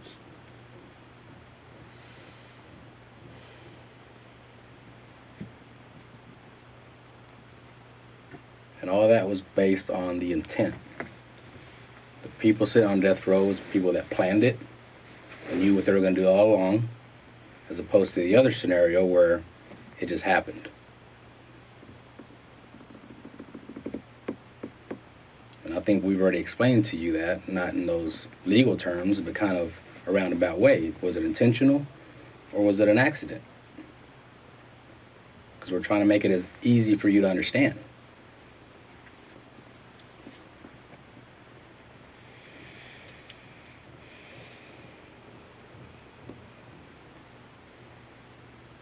And I think you want to tell us, and I think you want to do the right thing. I think you want to be a man about it, but I think you're scared, and that's understandable.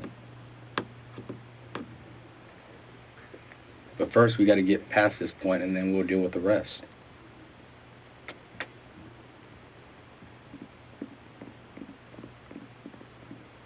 First, we need to know why you were at her house.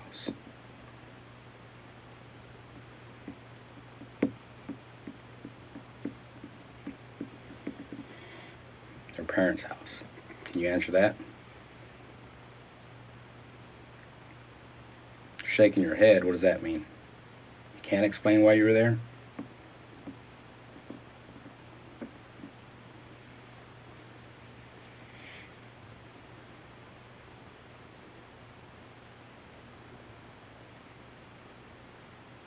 That was a question. Do you know why you were there?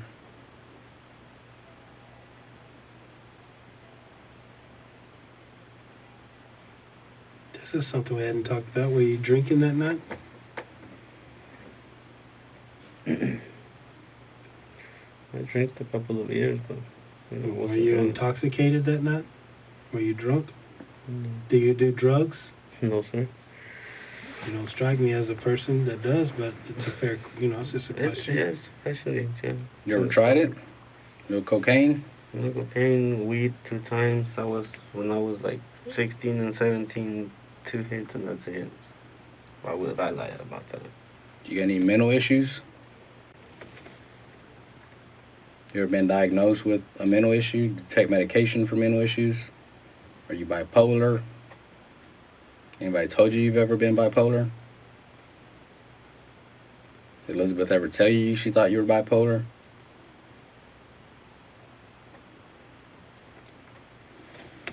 So you would remember if you were there, right?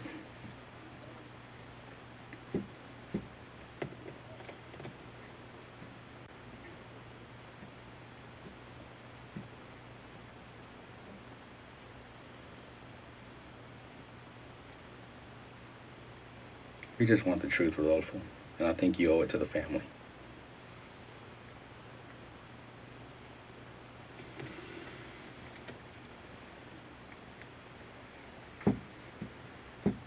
Forget about yourself right now. Think about the family. You owe it to them. They need the truth.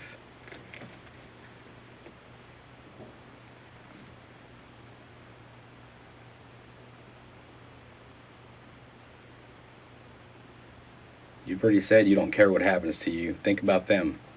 Think about Wanita. Think about Alejandra. Think about Fidel. He raised her. He's grieving as well.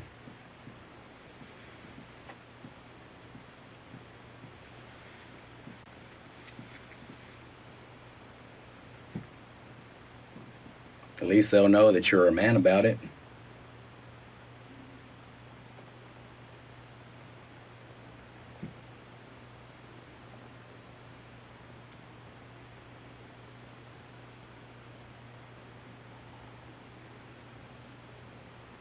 And we're not bluffing you. You're the only person we're looking at this. We're not going to move on to somebody else. There's not going to be somebody next week. You're the only one.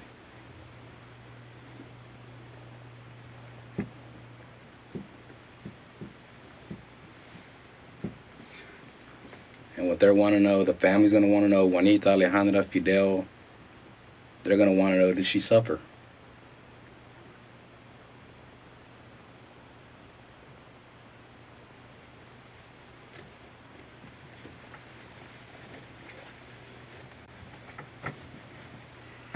And you're the only person that could bring that to them.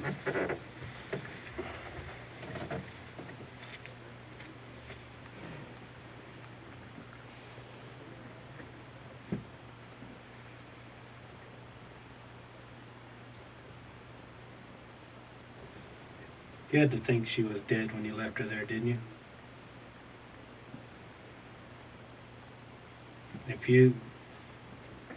If you thought that Elizabeth was alive, would you leave her someplace?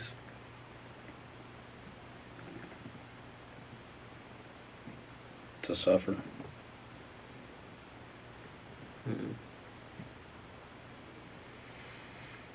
That's a big question. That question's going to make a lot of difference for whether you admit to being in a fight or not, or an accident or not. Just the fact that if you could at least verbalize that I would never leave her if I thought she was alive.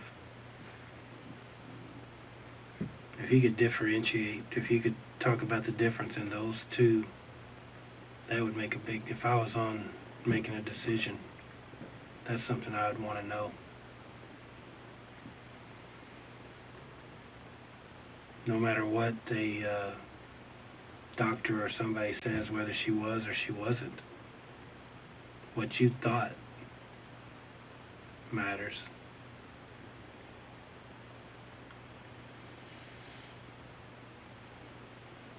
Because the doctor's going to give their opinion whether or not she was dead or alive. But then you got to give your opinion as well.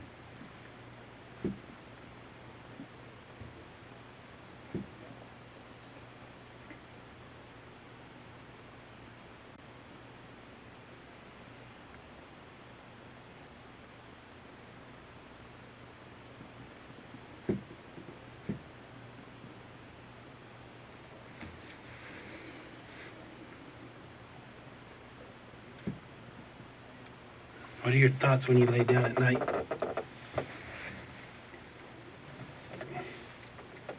You have any thoughts?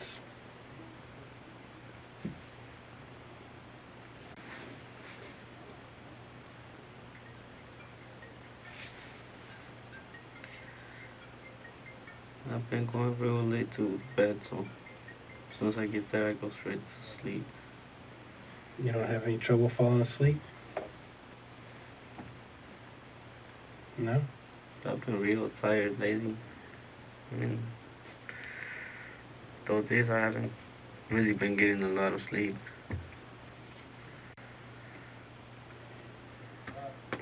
I've been pretty tired lately too, and when I lay down at night, I think about this. I think about this case. I wake up in the middle of the night and can't go back to sleep thinking about it. Yeah, I used to work a lot of hours too, so I know when you work, get home, you think about stuff. When something like this happens to you, I don't know, I guess everybody's different.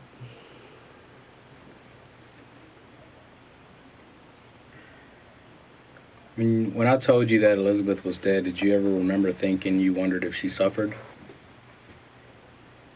A lot of questions came to my mind. Well, how come you didn't ask? Honestly, I thought it was you the one that stayed. I thought it was you that... Okay, well, I'm sure he couldn't answer. My sergeant couldn't answer the questions, so why didn't you ask me? You remember what you told me when you said that you found the body? I told you that we found that I was outside. I told you I was outside checking your yard when I got a call that we found Elizabeth dead. We think it might be Elizabeth. I think that's what you said it. We think? I don't And then when you left, I asked. Well, there's no doubt I would say we think, because I remember what he said. He said we talked to the doctor. we don't We just... got a call. When we tell somebody that their family member's dead, we don't tell them we think they're dead, because we're not going to put you in that situation. You said something like that. So I asked him maybe what does he mean by that. And he said, oh no, we're 100% sure. Well, I told you that, because from there we went to go tell the family. I'm not going to go tell the family at 1:30 in the morning, I think we found your daughter. I'm going to tell them 100%, just like I told you. I'm not going to lie to you. We have not lied to you since we've met you. not about one thing now. I can't say that about you. You've done nothing but lie to us. Mm. Now, that's the difference So why between do I want to keep talking if you think that I'm because gonna keep lying I'm the whole hoping time? that eventually you would understand that we know that you did it and that you're going to be honest and that you're going to ask for forgiveness. Because that makes a difference the way I write up my notes.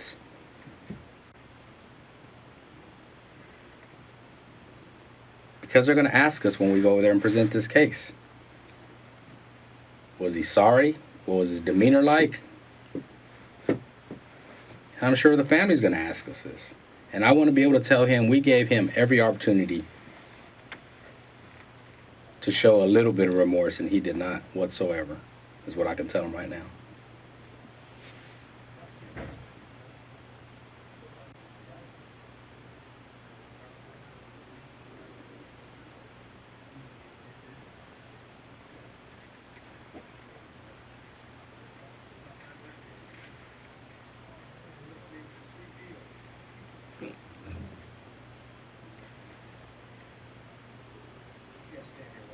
Do you think we've been fair with you up until this point?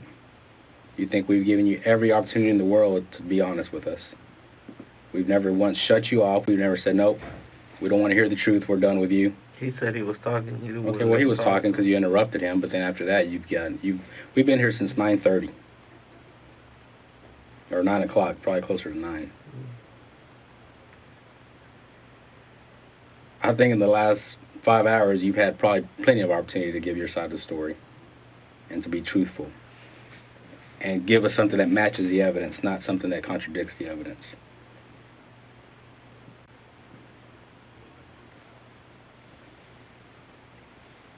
There's not a day that's going to go by for the rest of your life that you're not going to regret April 15th and 16th. You're going to regret that for the rest of your life. But you may or may not regret this day the rest of your life. Because that's a good question when he just asked you, do you feel like we have given you every opportunity to tell us the truth, ask any questions, talk about anything? Are you going to leave here with any regrets?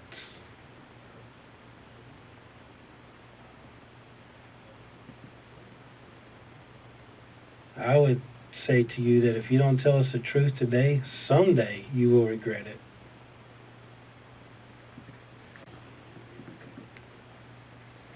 That day may be way down the road, or it might be just a few days down the road. But this is an opportunity that a lot of people don't have. And even the people that do have it don't have this long.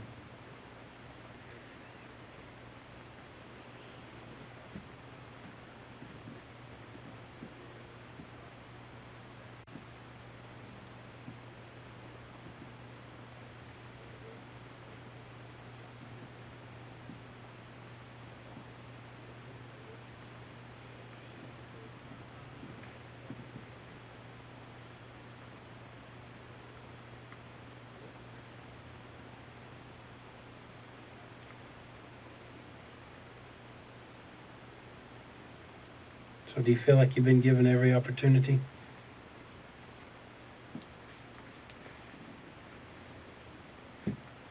Yes or no? Shaking your head yes? Is there anything that you wish that we as detectives would do differently?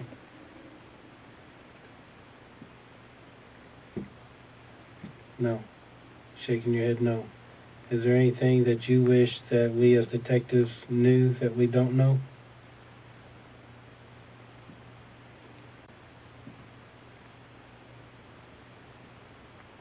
Shaking your head no. Dolphin, I wish you the best of luck, sir. I got a question.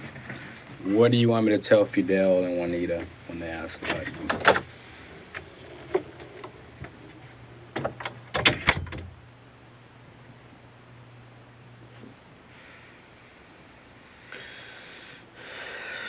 I'm not even talking about your kids. I want to start with them first.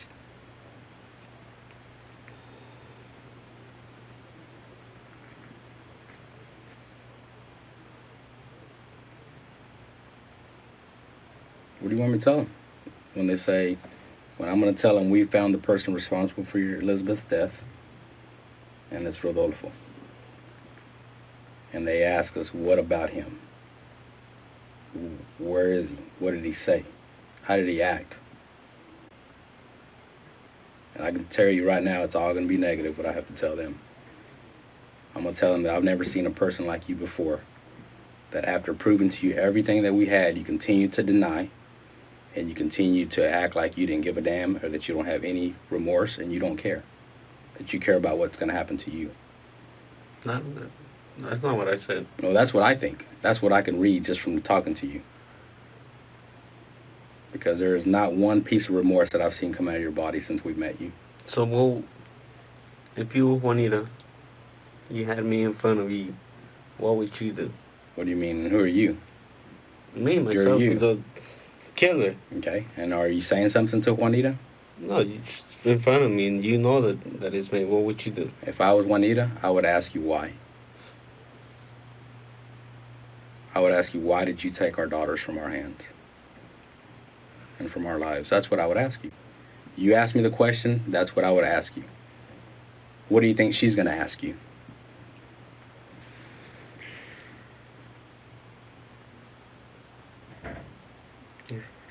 I guess if I really did it. And I'm sure you're going to say no, just like you've been doing for the last 4 hours, 5 hours. But guess what? Then I'm going to get to talk to her. And I'm going to tell her everything that I told you. I'm going to show her everything that I showed you. And I guarantee you, without a doubt in her mind, she's going to believe that you're the killer. And she's not going to believe that you lied to her face.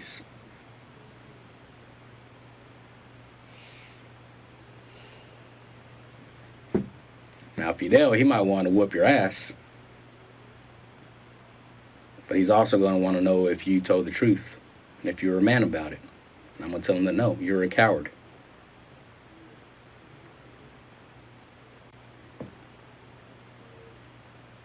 And I don't even know what I'm going to tell Mr. Pule. He's probably going to want to whip your ass too.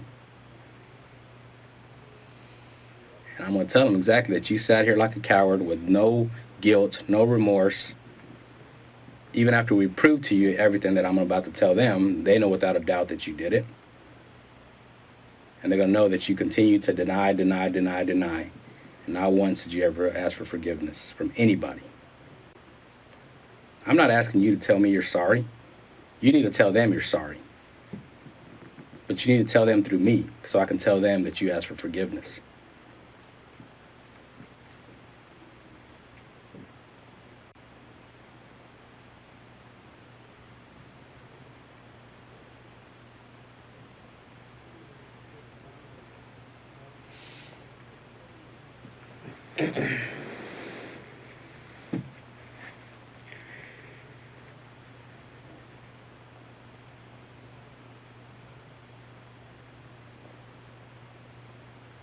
We just need to know if it was an accident or if it was on purpose.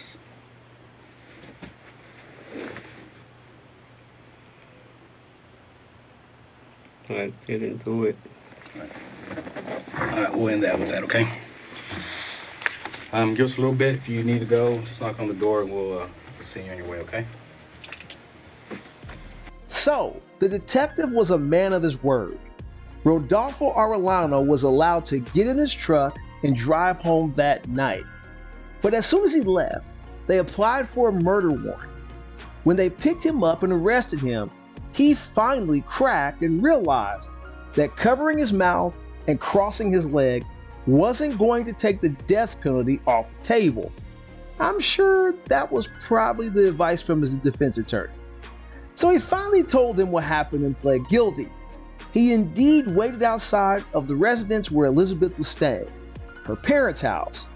When she arrived from happy hour, he was ticked that she was ignoring his phone calls and going out with other men. So he attacked her. He bound her, attached a fence post to her neck, and threw her over the rail into the lake. It probably didn't help that there were more of these concrete fence posts at his house right behind his other truck. Fence posts that looked exactly like the one recovered at the lake. Yeah, criminals have a tendency to be stupid, The police saw this on the day of the murder and pretty much had their guy nailed from the start. Roberto Arellano will be given life without parole. Thank you for watching. They Caught Me. Till next time.